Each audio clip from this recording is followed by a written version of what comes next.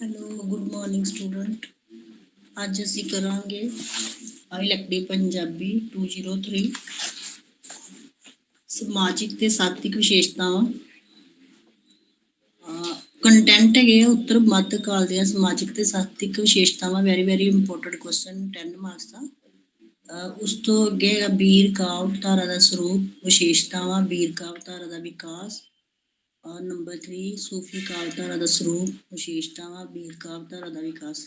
Number 4 ਕਿੱਸਾ ਕਾਵਿ ਧਾਰਾ ਦਾ ਸਰੂਪ ਐਂਡ ਵਿਸ਼ੇਸ਼ਤਾਵਾਂ। ਨੰਬਰ 5 ਕਿੱਸਾ ਕਾਵਿ ਧਾਰਾ ਦਾ ਵਿਕਾਸ। ਨੰਬਰ 6 ਉੱਤਰ ਮੱਧ ਕਾਲ ਦੀ ਵਾਰਤਕ ਸਰੂਪ ਅਤੇ ਵਿਕਾਸ। ਨੰਬਰ 7 ਨਾਟਕ ਦੀ ਪਰਿਭਾਸ਼ਾ ਅਤੇ ਤੱਤ। ਵੈਰੀ ਇੰਪੋਰਟੈਂਟ ਕੁਐਸਚਨ ਜੇ ਆ ਵੀ। 8 ਹੈਗਾ ਅਲੰਕਾਰ ਦੀ ਪਰਿਭਾਸ਼ਾ ਅਤੇ ਕਿਸਮਾਂ। ਨੰਬਰ 9 ਰਸ ਪਰਿਭਾਸ਼ਾ ਲੱਛਣ ਅਤੇ ਕਿਸਮਾਂ। ਨੰਬਰ 10 ਵਿਹਾਰਿਕ ਆਲੋਚਨਾ ਕਵਿਤਾ ਦੀਆਂ ਟੁਕੜੀਆਂ।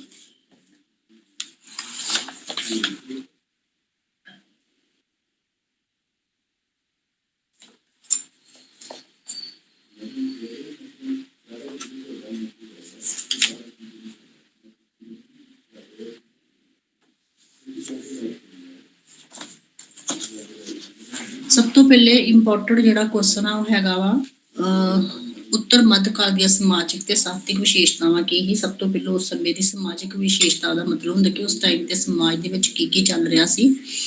ਔਰ ਸਾਹਿਤ ਵਿਸ਼ੇਸ਼ਤਾਵਾਂ ਹੁੰਦੀਆਂ ਕਿ ਸਾਹਿਤ ਕਿੰਨਾ ਕੁ ਰਚਿਆ ਗਿਆ। ਸਮਾਜਿਕ ਪਰਿਸਥਿਤੀਆਂ ਜਿਨ੍ਹਾਂ ਨੇ ਪ੍ਰਤੱਖ ਜਾਂ ਪਰੋਖ ਪ੍ਰਭਾਵ ਕਾਰਨ ਸਾਹਿਤ ਵਿਚਲੀਆਂ ਪ੍ਰਵਿਰਤੀਆਂ ਆਪਣਾ ਮੁਹਾਂਦਰਾ ਸਵਾਰਦੀਆਂ ਰਹੀਆਂ। ਜਾਣੀ ਕਿ ਜਿਉਂ ਸਮਾਜ ਦੇ ਵਿੱਚ ਪਰਿਸਥਿਤੀਆਂ ਹਾਲਾਤ ਬਦਲਦੇ ਗਏ ਤਿਉਂ ਜਿਹੜਾ ਸਾਹਿਤ ਸੀ ਉਹ ਵੀ ਬਦਲਦਾ ਗਿਆ। ਮੱਧਕਾਲ ਦੇ ਆਰੰਭ ਤੋਂ ਪਹਿਲਾਂ ਭਾਰਤ ਵਿੱਚ ਕਈ ਪੁਸ਼ਤਾਂ ਤੋਂ ਮੁਗਲ ਰਾਜ ਕਾਇਮ ਸੀ। ਇਸ ਦੌਰ ਵਿੱਚ ਨਾ ਤਾਂ ਕਿਸੇ ਪ੍ਰਕਾਰ ਦੀ ਕੋਈ ਅੰਦਰਲੀ ਵੱਡੀ ਬਗਾਵਤ ਹੋਈ ਤੇ ਨਾ ਹੀ ਕੋਈ ਬਾਹਰੋਂ ਹਮਲਾ ਹੋਇਆ। ਪਰ ਔਰੰਗਜ਼ੇਬ ਦੇ ਗੱਦੀ ਉੱਪਰ ਬੈਠਣ ਅਤੇ ਉਸ ਦੁਆਰਾ ਅਪਣਾਈ ਧਰਮ ਪੱਖੀ ਨੀਤੀ ਅਤੇ ਅਤਿਆਚਾਰਾਂ ਨੇ ਹਿੰਦੂ ਜਨਤਾ ਵਿੱਚ ਅਸੰਤੋਸ਼ ਦੀ ਭਾਵਨਾ ਭਰ ਦਿੱਤੀ। ਕੀ ਹੋਇਆ ਕਿ ਜਦੋਂ ਔਰੰਗਜ਼ੇਬ ਗੱਦੀ ਤੇ ਬੈਠਾ ਤਾਂ ਉਹਨੇ ਇੱਕਦਮ ਇਹ ਐਲਾਨ ਕਰ ਦਿੱਤਾ ਕਿ ਸਾਰੇ ਹਿੰਦੂਆਂ ਨੂੰ ਜ਼ਬਰਦਸਤੀ ਮੁਸਲਮਾਨ ਬਣਾਇਆ ਜਾਵੇ। ਇਸ ਤਰੀਕੇ ਨਾਲ ਉਹਦਾ ਹਿੰਦੂਆਂ ਤੇ ਪੂਰਾ ਅਤਿਆਚਾਰ ਸੀਗਾ। ਕਹਿੰਦਾ ਕਿ ਵੱਖ ਇਲਾਕਿਆਂ 'ਚ ਲੋਕ ਉੱਠ ਖੜੇ ਹੋਏ। ਇੱਧਰ ਪੰਜਾਬ ਵਿੱਚ ਸਿੱਖ ਭਗਤੀ ਅੰਦੋਲਨ ਚੰਗੀ ਤਰ੍ਹਾਂ ਕਾਇਮ ਅਤੇ ਸੰਗਠਿਤ ਹੋ ਚੁੱਕਿਆ ਸੀ। ਜਦੋਂ ਮੁਗਲ ਬਾਦਸ਼ਾਹ ਔਰੰਗਜ਼ੇਬ ਨੇ ਚਾਂਦਨੀ ਚੌਂਕ ਵਿੱਚ ਬੜੀ ਬੇਰਹਿਮੀ ਨਾਲ 9ਵੇਂ ਗੁਰੂ ਤੇਗ ਬਹਾਦਰ ਜੀ ਨੂੰ ਸ਼ਹੀਦ ਕਰਵਾ ਦਿੱਤਾ ਤਾਂ ਸਿੱਖ ਅੰਦੋਲਨ ਵਿੱਚ ਆਤਮ ਰੱਖਿਆ ਦੀ ਸਮੱਸਿਆ ਪੈਦਾ ਹੋਈ ਔਰ ਭਗਤੀ ਦੇ ਨਾਲ ਸ਼ਕਤੀ ਨੂੰ ਇਕੱਠਾ ਕਰਨਾ ਵੀ ਜ਼ਰੂਰੀ ਹੋ ਗਿਆ। ਇਸ ਦੌਰਾਨ 1699 ਈਸਵੀ ਵਿੱਚ ਦਸ਼ਮ ਗੁਰੂ ਗੋਬਿੰਦ ਸਿੰਘ ਜੀ ਨੇ ਖਾਲਸੇ ਦੀ ਸਾਜਨਾ ਕੀਤੀ ਔਰ ਮਰਜੀਵੜਿਆਂ ਦੀ ਇੱਕ ਨਵੀਂ ਸੈਨਾ ਸਾਹਮਣੇ ਆ ਗਈ ਜਿਸ ਦਾ ਉਦੇਸ਼ ਸਮਾਜ ਵਿੱਚ ਧਰਮ ਵਿੱਚ ਫੈਲੇ ਭੈੜਾਂ ਨੂੰ ਜਾਣੀ ਕਿ ਬੁਰਾਈਆਂ ਨੂੰ ਦੂਰ ਕਰਨਾ ਸੀ। ਇਸ ਕਾਲ ਦੇ ਸ਼ੁਰੂ ਹੁੰਦਿਆਂ ਹੀ ਪਹਿਲਾਂ 1707 ਈਸਵੀ ਵਿੱਚ ਔਰੰਗਜ਼ੇਬ ਦੀ ਮੌਤ ਹੋ ਗਈ ਔਰ 1708 ਈਸਵੀ ਵਿੱਚ ਗੁਰੂ ਗੋਬਿੰਦ ਸਿੰਘ ਜੀ ਜੋਤੀ ਜੋਤ ਸਮਾ ਗਏ। ਔਰੰਗਜ਼ੇਬ ਤੋਂ ਬਾਅਦ ਉਸਦਾ ਵੱਡਾ ਪੁੱਤਰ ਮੌਜ਼ ਭਾਰਤ ਦੀ ਗੱਦੀ ਤੇ ਬੈਠ ਗਿਆ। ਬਾਦਸ਼ਾਹ ਦੇ ਨਾਂ ਨਾਲ ਪ੍ਰਸਿੱਧ ਹੋ ਗਿਆ। ਬਹਾਦਰ ਸ਼ਾਹ ਦੇ ਉਹਦਾ ਨਾਂ ਸੀ ਬਹਾਦਰ ਸ਼ਾਹ। ਔਰੰਗਜ਼ੇਬ ਦਾ ਜਿਹੜਾ ਬੇਟਾ ਸੀ ਉਹ ਬਹਾਦਰ ਸ਼ਾਹ ਦੇ ਨਾਂ ਨਾਲ ਉਹਨੇ ਪ੍ਰਸਿੱਧ ਹੋਇਆ। ਉਧਰ ਖਾਲਸੇ ਨੂੰ ਬੰਦਾ ਬਹਾਦਰ ਦੇ ਰੂਪ ਵਿੱਚ ਬਹਾਦਰ ਜਰਨੈਲ ਦੀ ਅਗਵਾਈ ਕਰਵਾਈ। ਫਿਰ ਮੁਗਲਾਂ ਅਤੇ ਸਿੱਖ ਸੈਨਾ ਵਿਚਕਾਰ ਯੁੱਧ ਹੋਏ। ਬੰਦਾ ਬਹਾਦਰ ਨੇ ਸਰਹੰਦ ਦੀ ਇੱਟ ਨਾਲ ਇੱਟ ਵਜਾਈ ਅਤੇ 1716 ਈਸਵੀ ਵਿੱਚ ਉਸਨੂੰ ਬੜੀ ਬੇਦਰਦੀ ਨਾਲ ਦਿੱਲੀ ਵਿੱਚ ਸ਼ਹੀਦ ਕੀਤਾ ਗਿਆ। ਬੰਦਾ ਬਹਾਦਰ ਤੋਂ ਬਾਅਦ 30 ਵਰ੍ਹਿਆਂ ਵਿੱਚ ਸਿੱਖਾਂ ਉੱਪਰ ਅਕਹਿ ਅਤੇ ਅਸਹਿ ਅਤਿਆਚਾਰ ਹੋਏ ਪਰ ਕੌਮੀ ਪਰਵਾਨੇ ਮੁਗਲ ਹਕੂਮਤ ਨਾਲ ਟੱਕਰ ਲੈਣ ਦੀ ਸ਼ਕਤੀ ਅਰਜਿਤ ਕਰ ਰਹੇ ਸਨ।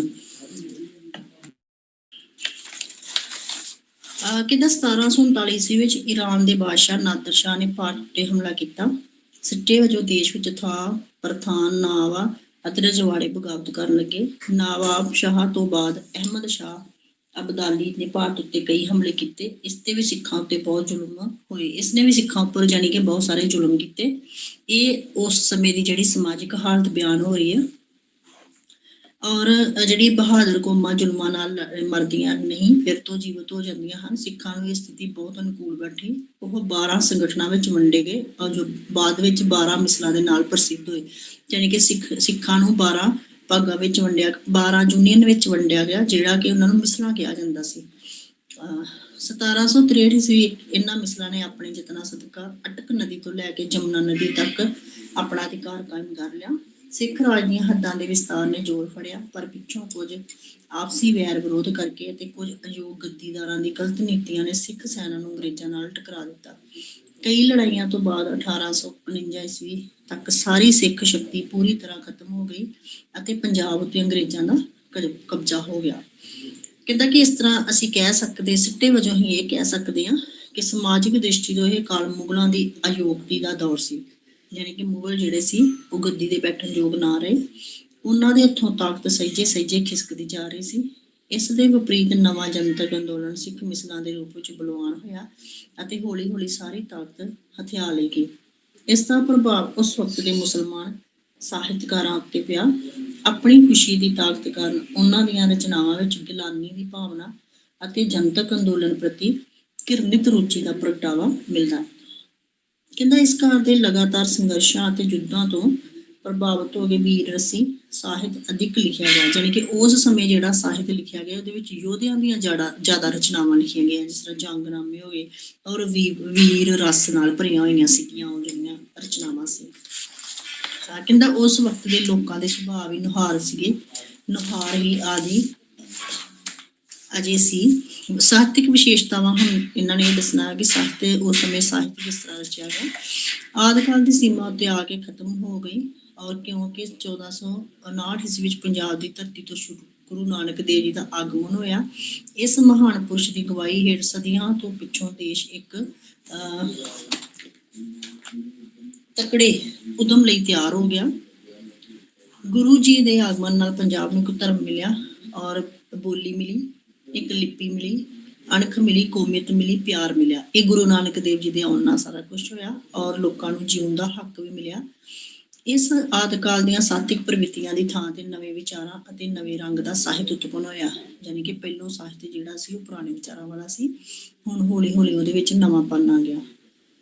ਗੁਰੂ ਨਾਨਕ ਦੇਵ ਜੀ ਦੀ ਸਖਾ ਤੇ ਸ਼ਖਸੀਅਤ ਤੇ ਪ੍ਰਭਾਵ ਕਰਕੇ ਇਸ ਨੂੰ ਗੁਰੂ ਨਾਨਕ ਕਾਲ ਕਿਹਾ ਜਾਣ ਲੱਗਾ ਅਤੇ ਕਿਉਂਕਿ ਇਤਿਹਾਸ ਤੋਂ ਇਹ ਮੂਲਾਂ ਦੀ ਬਾਦਸ਼ਾਹੀ ਦੀ ਉੱਨਤੀ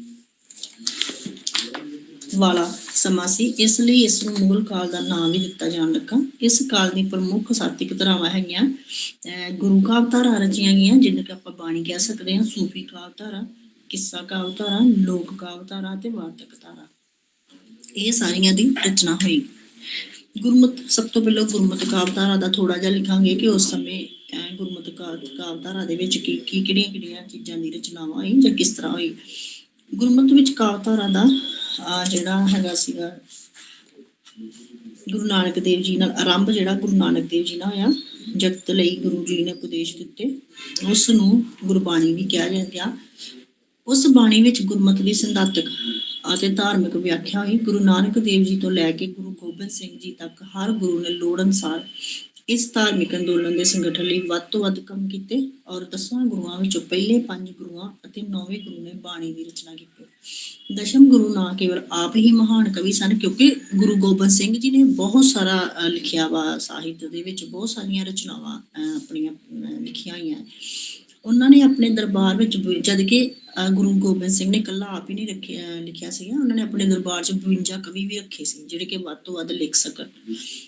ਸੰਸਕ੍ਰਿਤ ਭਾਸ਼ਾ ਵਿੱਚ ਲਿਖੇ ਭਾਰਤੀ ਵਿਰਸੇ ਦਾ ਭਾਸ਼ਾ ਵਿੱਚ ਰੂਪਾਂਤਰ ਕਰਵਾਇਆ ਔਰ ਸ਼੍ਰੀ ਗੁਰੂ ਅਰਜਨ ਦੇਵ ਜੀ ਨੇ ਆਪਣੀ ਬਾਣੀ ਸਾਹਿਤ ਪਹਿਲੇ 4 ਗੁਰੂਆਂ ਦੀ ਬਾਣੀ ਨੂੰ ਇਕੱਠਾ ਕਰਕੇ 1604 ਈਸਵੀ ਵਿੱਚ ਇੱਕ ਗ੍ਰੰਥ ਦੀ ਬੀੜ ਬੰਨੀ। ਇਹਦੇ ਵਿੱਚ ਇੱਕ ਕੁਐਸਚਨ ਮੰਨ ਲਓ ਤੁਹਾਨੂੰ ਆ ਸਕਦਾ ਵਾ ਕਿ ਗੁਰੂ ਗ੍ਰੰਥ ਸਾਹਿਬ ਜੀ ਦੀ ਬੀੜ ਕਿੰਨੇ ਬੰਨੀ ਸੀ, ਤੇ ਆਪਾਂ ਲਿਖਣਾ ਗੁਰੂ ਅਰਜਨ ਦੇਵ ਜੀ ਨੇ 1604 ਈਸਵੀ ਵਿੱਚ। ਔਰ ਇਸ ਵਿੱਚ ਅਨੇਕ ਭਗਤਾਂ, ਸੰਤਾਂ, ਫਕੀਰਾਂ, ਭੱਟਾਂ ਦੀ ਵੀ ਉਸ ਬਾਣੀ ਨੂੰ ਸ਼ਾਮਿਲ ਕਰ ਲਿਆ ਗਿਆ ਜੋ ਗੁਰਮਤਿ ਦੇ ਅਨੁਕੂਲ ਸੀ। ਇਸ ਦੀ ਪਹਿਲੀ ਬੀੜ ਭਾਈ ਗੁਰਦਾਸ ਨੇ ਲਿਖ ਕੇ ਮੁਕੰਮਲ ਕੀਤੀ। ਇਹ ਗ੍ਰੰਥ ਮੱਧ ਯੁੱਗ ਦੀ ਨਿਰਗੁਣ ਸਾਧਨਾ ਅਤੇ ਭਗਤੀ ਭਾਵਨਾ ਦਾ ਇੱਕ ਵਿਸ਼ਾਲ ਕੋਸ਼ ਹੈ।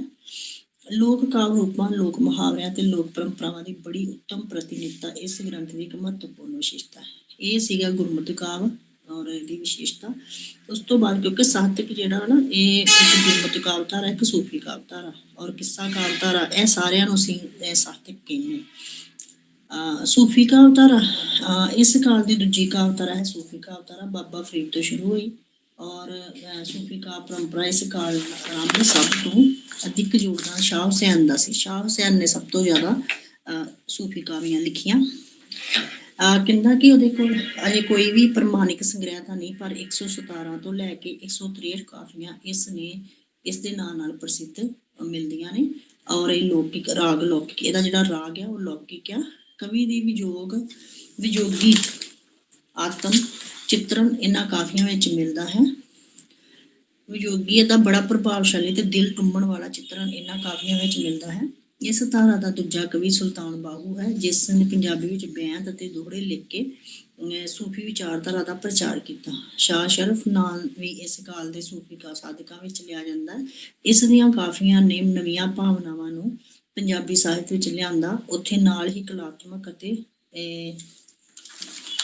ਸੁਹਤਾਤਮਕ ਦ੍ਰਿਸ਼ਟੀ ਤੋਂ ਵੀ ਵਾਧਾ ਕੀਤਾ। ਅੱਗੇ ਆ ਗਿਆ ਕਿੱਸਾ ਕਾਵਧਾਰ, ਯਾਨੀ ਕਿ ਕਿਹੜੀਆਂ ਰਚਨਾਵਾਂ ਆਈਆਂ। ਸਭ ਤੋਂ ਪਹਿਲੋਂ ਕਾਵਧਾਰਾ ਹੈਗੀ ਆ, ਤੀਸਰੀ ਕਾਵਧਾਰਾ ਹੈਗੀ ਕਿੱਸਾ ਕਾਵਧਾਰ। ਇਸ ਕਿੱਸਾ ਕਾਵਧਾਰ ਪੰਜ ਪੰਜਾਬ ਦੀ ਭੂਮੀ ਦਾ ਜੰਮਪਲ ਹੈ, ਪਰ ਇਸ ਦੀ ਉਤਪਤੀ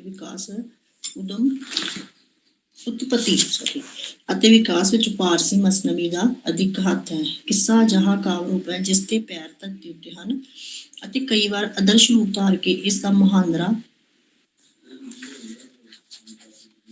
ਬਣਾ ਦਿੰਦੇ ਹਨ। ਸਮਕਾਲੀ ਰੀਤੀ ਰਿਵਾਜਾਂ, ਸਮਕਾਲੀ ਹੁੰਦਾ ਉਸ ਸਮੇਂ ਦੇ ਰੀਤੀ ਰਿਵਾਜਾਂ, ਭਾਵਨਾਵਾਂ ਤੇ ਕਥਾਵਾਂ ਦਾ ਰੁਚੀਪੂਰਨ ਵਰਣਨ ਕਿੱਸਿਆਂ ਵਿੱਚ ਮਿਲਦਾ ਹੈ। ਇਸ ਕਾਲ ਵਿੱਚ ਪ੍ਰਮੁੱਖ ਕਿੱਸਾਕਾਰਾਂ ਵਿੱਚੋਂ ਦਮੋਦਰ ਪੀਲੂ, ਹਾਫਿਜ਼ ਬਰਖੁਰਦਾਰ, ਅਹਿਮਦ ਗੁੱਜਰ ਆਦਿ ਦੇ ਨਾਲ ਜ਼ਿਕਰਯੋਗ ਹੈ। ਹੁਣ ਕੁਐਸਚਨ ਇਹਦੇ ਵਿੱਚ 2 ਮਾਰਕਸ ਦਾ ਵੀ ਆ ਸਕਦਾ ਕਿ ਕਿੱਸਾ ਕਾਵਧਾਰ ਜਿਹੜੀ ਆ ਉਹਦੇ ਜਿਹੜੇ ਲੇਖਕ ਨੇ ਜਾਂ ਉਹਨਾਂ ਦੀ ਰਚਨਾਵਾਂ ਕਿਹਨਾਂ ਨੇ ਕੀਤੀਆਂ ਤੇ ਇਹ ਵਾਲੇ ਉਹਨਾਂ ਦੇ ਨਾਮ ਦਿੱਤੇ। ਲੋਕ ਕਾਵਧਾਰਾ, ਇਸ ਕਾਲ ਦੀ ਚੌਥੀ ਧਾਰਾ ਹੈ ਲੌਕਿਕ ਕਾਵਧਾਰਾ। ਇਸ ਵਿੱਚ ਪਹਿਲੀ ਥਾਂ ਵੀਰ ਰਸੀ ਕਵਿਤਾ ਦੀ ਹੈ। ਪਹਿਲਾਂ ਵੀਰ ਰਸੀ ਕਵਿਤਾ ਸ਼ਾਂਤ ਰਸੀ ਹੀ ਸੀ, ਪਰ ਅੰਤਿਮ ਪੜਾਅ ਵੇਲੇ ਔਰੰਗਜ਼ੇਬ ਦੇ ਅਤਿਆਚਾਰਾਂ ਨੇ ਸਿੱਖਾਂ ਨੂੰ ਭਗਤੀ ਦੇ ਨਾਲ ਸ਼ਕਤੀ ਅਰਜਿਤ ਕਰਨ ਲਈ ਵੀ ਪ੍ਰੇਰਿਆ।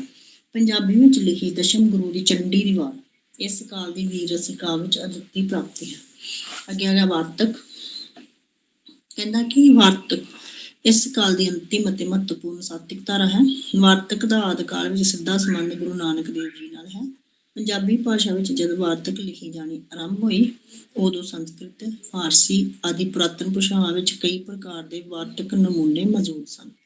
ਸੰਸਕ੍ਰਿਤ ਵਿੱਚ ਲਿਖੇ ਟੀਕੇ, ਪਾਸ਼, ਗੋਸ਼ਟਾਂ ਆਦਿ ਆਮ ਮਿਲਦੇ ਹਨ ਅਤੇ ਫਾਰਸੀ ਵਿੱਚ ਲਿਖੀਆਂ ਕੁਰਾਨ ਸ਼ਰੀਫ ਦੀਆਂ ਤਸ਼ਰੀਹਾਂ ਵਿਸ਼ੇਸ਼ ਰੂਪ ਵਿੱਚ ਪ੍ਰਸਿੱਧ ਹਨ। ਇਹਨਾਂ ਤੋਂ ਹੀ ਪ੍ਰਭਾਵਿਤ ਹੋ ਕੇ ਪੰਜਾਬੀ ਵਿੱਚ ਟੀਕੇ, ਪਰਮਾਰਥ, ਗੋਸ਼ਟਾਂ ਦੀ ਲਿਖਣ ਦੀ ਇੱਕ ਪਰੰਪਰਾ ਚੱਲ ਪਈ ਔਰ ਜਨਮ ਸਾਖੀ ਵੀ ਵਾਰਤਕ ਦਾ ਹੀ ਇੱਕ ਪ੍ਰਮੁੱਖ ਅੰਗ ਹੈ। ਹੁਣ ਜਿੰਨੀਆਂ ਵੀ ਗੁਰੂਆਂ ਦੀਆਂ ਜਨਮ ਸਾਖੀਆਂ ਨਾ, ਉਹ ਸਾਰੀਆਂ ਨੂੰ ਕਾਵਧਾਰਾ ਹੀ ਕਿਹਾ ਜਾਂਦਾ ਹੈ। ਕਹਿੰਦਾ ਜੇਕਰ ਅਸੀਂ ਇਹਦਾ ਸਿੱਟਾ ਕੱਢੀਏ ਤਾਂ ਆਪਾਂ ਇਹ ਕਹਿ ਸਕਦੇ ਹਾਂ ਕਿ ਜੰਗਨਾਮੇ ਦੀ ਕੰਦਰਲੀ ਗਵਾਹੀ ਆਧਾਰ ਤੇ ਇਸ ਦੀ ਰਚਨਾ 1159 ਜਾਂ 1160 ਈਸਵੀ ਵਿੱਚ ਹੋਈ ਸੀਗੀ। ਔਰ ਹੀਰ ਦੀ ਰਚਨਾ ਤਿਥੀ ਬਾਰੇ ਕੋਈ ਸੰਕੇਤ ਨਹੀਂ ਹੈ, ਯਾਨੀ ਕਿ ਪਤਾ ਨਹੀਂ ਹੀਰ ਕਿਹੜੇ ਟਾਈਮ ਵਿੱਚ ਲਿਖੀ ਗਈ ਸੀ। ਅੱਗੇ ਹੈਗਾ ਵਾਰਿਸ਼ ਸ਼ਾਹ। ਹੁਣ ਇਹਨਾਂ ਦੇ ਜਿਹੜੇ ਹੈਗੇ ਲਿਖਣ ਵਾਲੇ, ਪਹਿਲਾ ਹੈਗਾ ਵਾਰਿਸ਼ ਸ਼ਾਹ।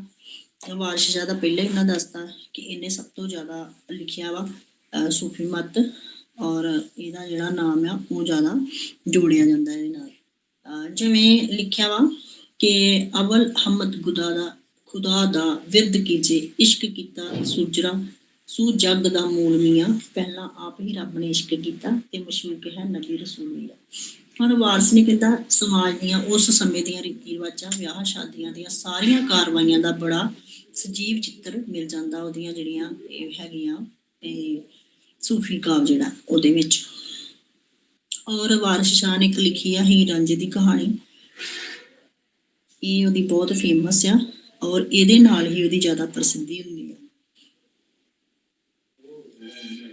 ਅੱਗੇ ਹਾਮਦ ਨੇ ਹੀਰ ਦੇ ਕਿੱਸਾ ਕਰ ਹਾਮਦ ਦਾ ਵੀ, ਕਿਉਂਕਿ ਹੀਰ ਦਾ ਕਿੱਸਾ ਜੇਕਰ ਵਾਰਿਸ ਸ਼ਾਹ ਨੇ ਲਿਖਿਆ ਤੇ ਹਾਮਦ ਨੇ ਵੀ ਲਿਖਿਆ, ਇਸ ਕਰਕੇ ਉਹਦਾ ਵੀ ਨਾਮ ਪ੍ਰਸਿੱਧ ਆ। ਔਰ ਹਾਮਦ ਨੇ ਜਿਹੜਾ ਜੰਗ ਇਹਨੇ ਆਪਣੇ ਜਨਮ ਬਾਰੇ ਜੰਗ ਹਾਮਦ ਵਿੱਚ ਲਿਖਿਆ ਕਿ ਜਦੋਂ 20 ਵਰ੍ਹਿਆਂ ਦਾ ਸੀ ਤੇ ਉਸਨੇ ਇੱਕ ਰਚਨਾ ਲਿਖਣੀ ਸ਼ੁਰੂ ਕੀਤੀ ਅਤੇ 10 ਵਰ੍ਹਿਆਂ ਤੋਂ ਬਾਅਦ ਪੂਰੀ ਕੀਤੀ, ਜਾਣੀ ਕਿ 20 ਸਾਲ ਤੋਂ ਲੈ ਕੇ 30 ਸਾਲ ਦੀ ਉਮਰ ਵਿੱਚ ਉਹ ਲਿਖਦਾ ਰਿਹਾ, ਇੱਕੋ ਹੀ ਰਚਨਾ ਦੀ ਉਹਨੇ ਪੂਰੀ ਕੀਤੀ। ਇਸ ਤੋਂ ਇਲਾਵਾ 6 ਹਿਜਰਤ ਬਾਅਦ ਰਸੂਲ ਦੇ ਜਿਸ ਦਿਨ ਕੀਆ ਤਿਆਗ, ਇਸ ਦੀਆਂ ਕਈ ਰਚਨਾਵਾਂ ਮਿਲਦੀਆਂ ਹਨ, ਜਿਵੇਂ ਜੰਗ ਹਮਦ, ਅਖਬਾਰ ਹਮਦ, ਗੁਲਜ਼ਾਰ ਹਮਦ ਆਦਿ। ਪਰ ਇਹਦੀ ਜੇਕਰ ਕਹਿੰਦਾ ਹੈ ਸਾਹਿਤਿਕ ਦ੍ਰਿਸ਼ਟੀ ਤੋਂ ਦੇਖੀਏ ਤੇ ਇਹਦੀ ਵੀ ਹੀਰ ਜਿਹੜੀ ਸਭ ਤੋਂ ਪ੍ਰਸਿੱਧ ਹੋਈ ਹੈ ਕੰਪੈਰੀਜ਼ਨ ਦੂਸਰਿਆਂ ਦੇ। ਨੈਕਸਟ ਆ ਜਾਓ ਚਿਰਾਗ ਅਵਾਨ। ਇਹ ਪਿੰਡ ਖੇਟੜ, ਜ਼ਿਲ੍ਹਾ ਡੇਰਾ ਗਾਜੀ ਖਾਨ ਦਾ ਰਹਿਣ ਵਾਲਾ ਹੈ। ਇਸ ਦਾ ਪੂਰਾ ਨਾਂ ਚਿਰਾਗ ਦੀਨ ਸੀ ਤੇ ਉਪਨਾਮ ਇਹ ਆਪਣੇ ਆਪ ਨੂੰ ਚਿਰਾਗ ਲਿਖਦਾ ਸੀ। ਇਸ ਨੇ ਔਰੰਗਜ਼ੇਬ ਦੇ ਪੁੱਤਰ ਸ਼ਾਹਿਦ ਮੁਕਬਜ ਜਾਣੀ ਕਿ ਬਹਾਦਰ ਸ਼ਾਹ ਦੀ ਪ੍ਰੇਰਨਾ ਤੋਂ ਹੀ ਹੀਰ ਰਾਂਝਾ ਕਿੱਸਾ ਲਿਖਿਆ। ਇਸ ਦੇ ਕਿੱਸੇ ਵਿੱਚ ਜਿਹੜੀ ਲਹਿੰਦੀ ਉਪਭਾਸ਼ਾ ਹੈ ਦਾ ਅੰਸ਼ ਜ਼ਿਆਦਾ ਵਾ, ਔਰ ਇਸ ਕਰਕੇ ਇਹ ਜ਼ਿਆਦਾ ਪ੍ਰਸਿੱਧ ਨਹੀਂ ਹੋ ਸਕਿਆ। ਆਡਤ ਕਵੀ ਦੀ ਕਹਿੰਦਾ ਕਿ ਇਹਨੇ ਸੱਸੀ ਪੁੰਨੂ ਦੀ ਪ੍ਰੇਮ ਕਹਾਣੀ ਨੂੰ ਪਹਿਲੀ ਵਾਰ ਪੰਜਾਬੀ ਵਿੱਚ ਲਿਖਿਆ। ਆਡਤ ਦੀਆਂ 2 ਰਚਨਾਵਾਂ ਨੇ, ਇੱਕ ਦੋਹੜੇ ਸੱਸੀ ਪੁੰਨੂ ਕੇ ਜਿਸ ਵਿੱਚ 90 ਬੰਦ ਨੇ, ਔਰ ਦੂਜਾ ਹੈਗਾ ਮਾਝਾ ਸੱਸੀ ਕੀਆ ਜਿਸ ਵਿੱਚ ਕੁੱਲ 13 ਬੰਦ ਨੇ। ਇਹ ਇਹਦੀਆਂ ਫੇਮਸ ਨੇ। ਜੇਕਰ ਕੁਐਸਚਨ ਐਵੇਂ ਆ ਜੇ ਕਿ ਆਡਤ ਕਵੀ ਦੀਆਂ ਫੇਮਸ ਰਚਨਾਵਾਂ ਦੱਸੋ, ਤੇ ਇੱਕ ਹੈਗੀ ਸੱਸੀ ਪੁੰਨੂ ਦੇ ਦੋਹੜੇ, ਔਰ ਦੂਜੀ ਮਾਝਾ ਸੱਸੀ ਹੈ। ਸਦੀਕ ਲਾਲੀ ਇਸ ਕਹਿੰਦਾ ਕਿ ਇਹਨੇ ਯੂਸਫ ਜਲੇਖਾਂ ਦਾ ਕਿੱਸਾ ਲਿਖਿਆ ਵਾ, ਔਰ ਇਹਦੀ ਵੀ ਜਿਹੜੀ ਬੋਲੀ ਸੀ ਲਹਿੰਦੀ ਰੰਗ ਵਾਲੀ ਸੀ, ਔਰ ਅਰਬੀ ਫਾਰਸੀ ਸ਼ਬਦਾਵਲੀ ਦੀ ਵੀ ਆਮ ਵਰਤੀ ਮਿਲਦੀ ਹੈ। ਸੁੰਦਰਦਾਸ ਆਰਾਮ ਕਹਿੰਦਾ ਸੁੰਦਰਦਾਸ ਅਤੇ ਆਰਾਮ ਇਸ ਦਾ ਉਪਨਾਮ ਸੀ, ਔਰ ਇਹਦੀ ਜਿਹੜੀ ਕੋਈ ਜਨਮ ਜਾਂ ਮਰਨ ਦਾ ਸਮਾਂ ਨਹੀਂ ਪਤਾ। ਇਹਨੇ ਲਿਖਿਆ ਕਿੱਸਾ ਸੱਸੀ ਪੁੰਨੂ। ਇਹਦਾ ਵੀ ਜਿਹੜਾ ਸੱਸੀ ਪੁੰਨੂ ਉਹ ਬਹੁਤ ਮਸ਼ਹੂਰ ਹੋਇਆ, ਔਰ ਇਹਨੇ ਉਹ ਵਾਲਾ ਕਿੱਸਾ ਲਹਿੰਦੀ ਅਰਬੀ ਫਾਰਸੀ ਵਿੱਚ ਜ਼ਿਆਦਾ ਇਹਦੀ ਸ਼ਬਦਾਵਲੀ ਜਿਹੜੇ ਅੰਸ਼ ਨੇ ਮਿਲਦੇ ਨੇ। ਅੱਗੇ ਆ ਗਿਆ ਇਹਦਾ ਸਾਹਿਤ ਦਾ ਦੂਜਾ ਖੰਡ। ਇਸ ਕਾਲ ਦੇ ਵਿੱਚ ਕਹਿੰਦਾ ਕਿ ਜ਼ਿਆਦਾਤਰ ਕਿੱਸਾ ਕਾਵ ਕਵੀਆਂ ਦੀ ਰੁਚੀ ਸਿੱਖ ਜਰਨੈਲਾਂ ਨਾਲ ਰਹੀ ਹੈ, ਕਿਉਂਕਿ ਮਹਾਰਾਜਾ ਰਣਜੀਤ ਸਿੰਘ ਦੀ ਬਹਾਦਰੀ, ਲਾਹੌਰ ਦਰਬਾਰ ਦੇ ਖਾਨ ਜੰਗੀ, ਅੰਗਰੇਜ਼ਾਂ ਨਾਲ ਹੋਈਆਂ ਝੜਪਾਂ ਸਾਰੀਆਂ ਨੂੰ ਕਿੱਸਾ ਕਾਵ ਵਿੱਚ ਉਤਾਰਿਆ। ਔਰ ਪਹਿਲਾ ਇਹਦਾ ਕਵੀ ਹੈਗਾ ਸੀ ਹਾਸ਼ਮ, ਫਿਰ ਅਹਿਮਦ ਯਾਰ ਬਖਸ਼, ਫਿਰ ਕਾਦਰ ਯਾਰ। ਹਾਸ਼ਮ ਜਿਹੜਾ ਸੀ ਕਹਿੰਦਾ ਇਹਨੇ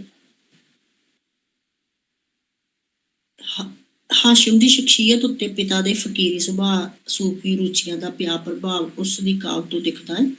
ਹਾਸ਼ਮ ਦੇ ਮਹਾਰਾਜਾ ਰਣਜੀਤ ਸਿੰਘ ਦੇ ਦਰਬਾਰ ਕਵੀ ਹੋਣ ਬਾਰੇ ਵੀ ਵਿਦਵਾਨਾਂ ਵਿੱਚ ਮਤ ਏਕਤਾ ਨਹੀਂ ਹੈ। ਕਹਿੰਦਾ ਹਾਸ਼ਮ ਨੇ ਕਿੱਸੇ ਅਤੇ ਸੂਫੀ ਅਧਿਆਪਨ ਨਾਲ ਸੰਬੰਧਿਤ ਰਚਨਾਵਾਂ ਲਿਖੀਆਂ, ਜਿਵੇਂ ਕਿ ਸੱਸੀ ਪੁੰਨੂ, ਸੋਹਣੀ ਮਹੀਵਾਲ, ਸ਼ੀਰੀ ਫਰਹਾਦ, ਹੀਰ ਰਾਂਝੇ ਦੀ ਬਿਰਤੀ, ਦੋਹੜੇ ਤੇ ਡਿਉਢਾ। ਇਹ ਹਾਸ਼ਮ ਸ਼ਾਹ ਨੇ ਲਿਖਿਆ। ਅਹਿਮਦ ਯਾਰ ਇਹਨੇ ਲਿਖਿਆ ਵਾ ਫਤੂਹਾਤ ਖਾਲਸਾ ਯਾਨੀ ਕਿ ਸ਼ਹਿਨਸ਼ਾਹ ਨਾਮਾ, ਇਹਦਾ ਬਹੁਤ ਫੇਮਸ ਆ।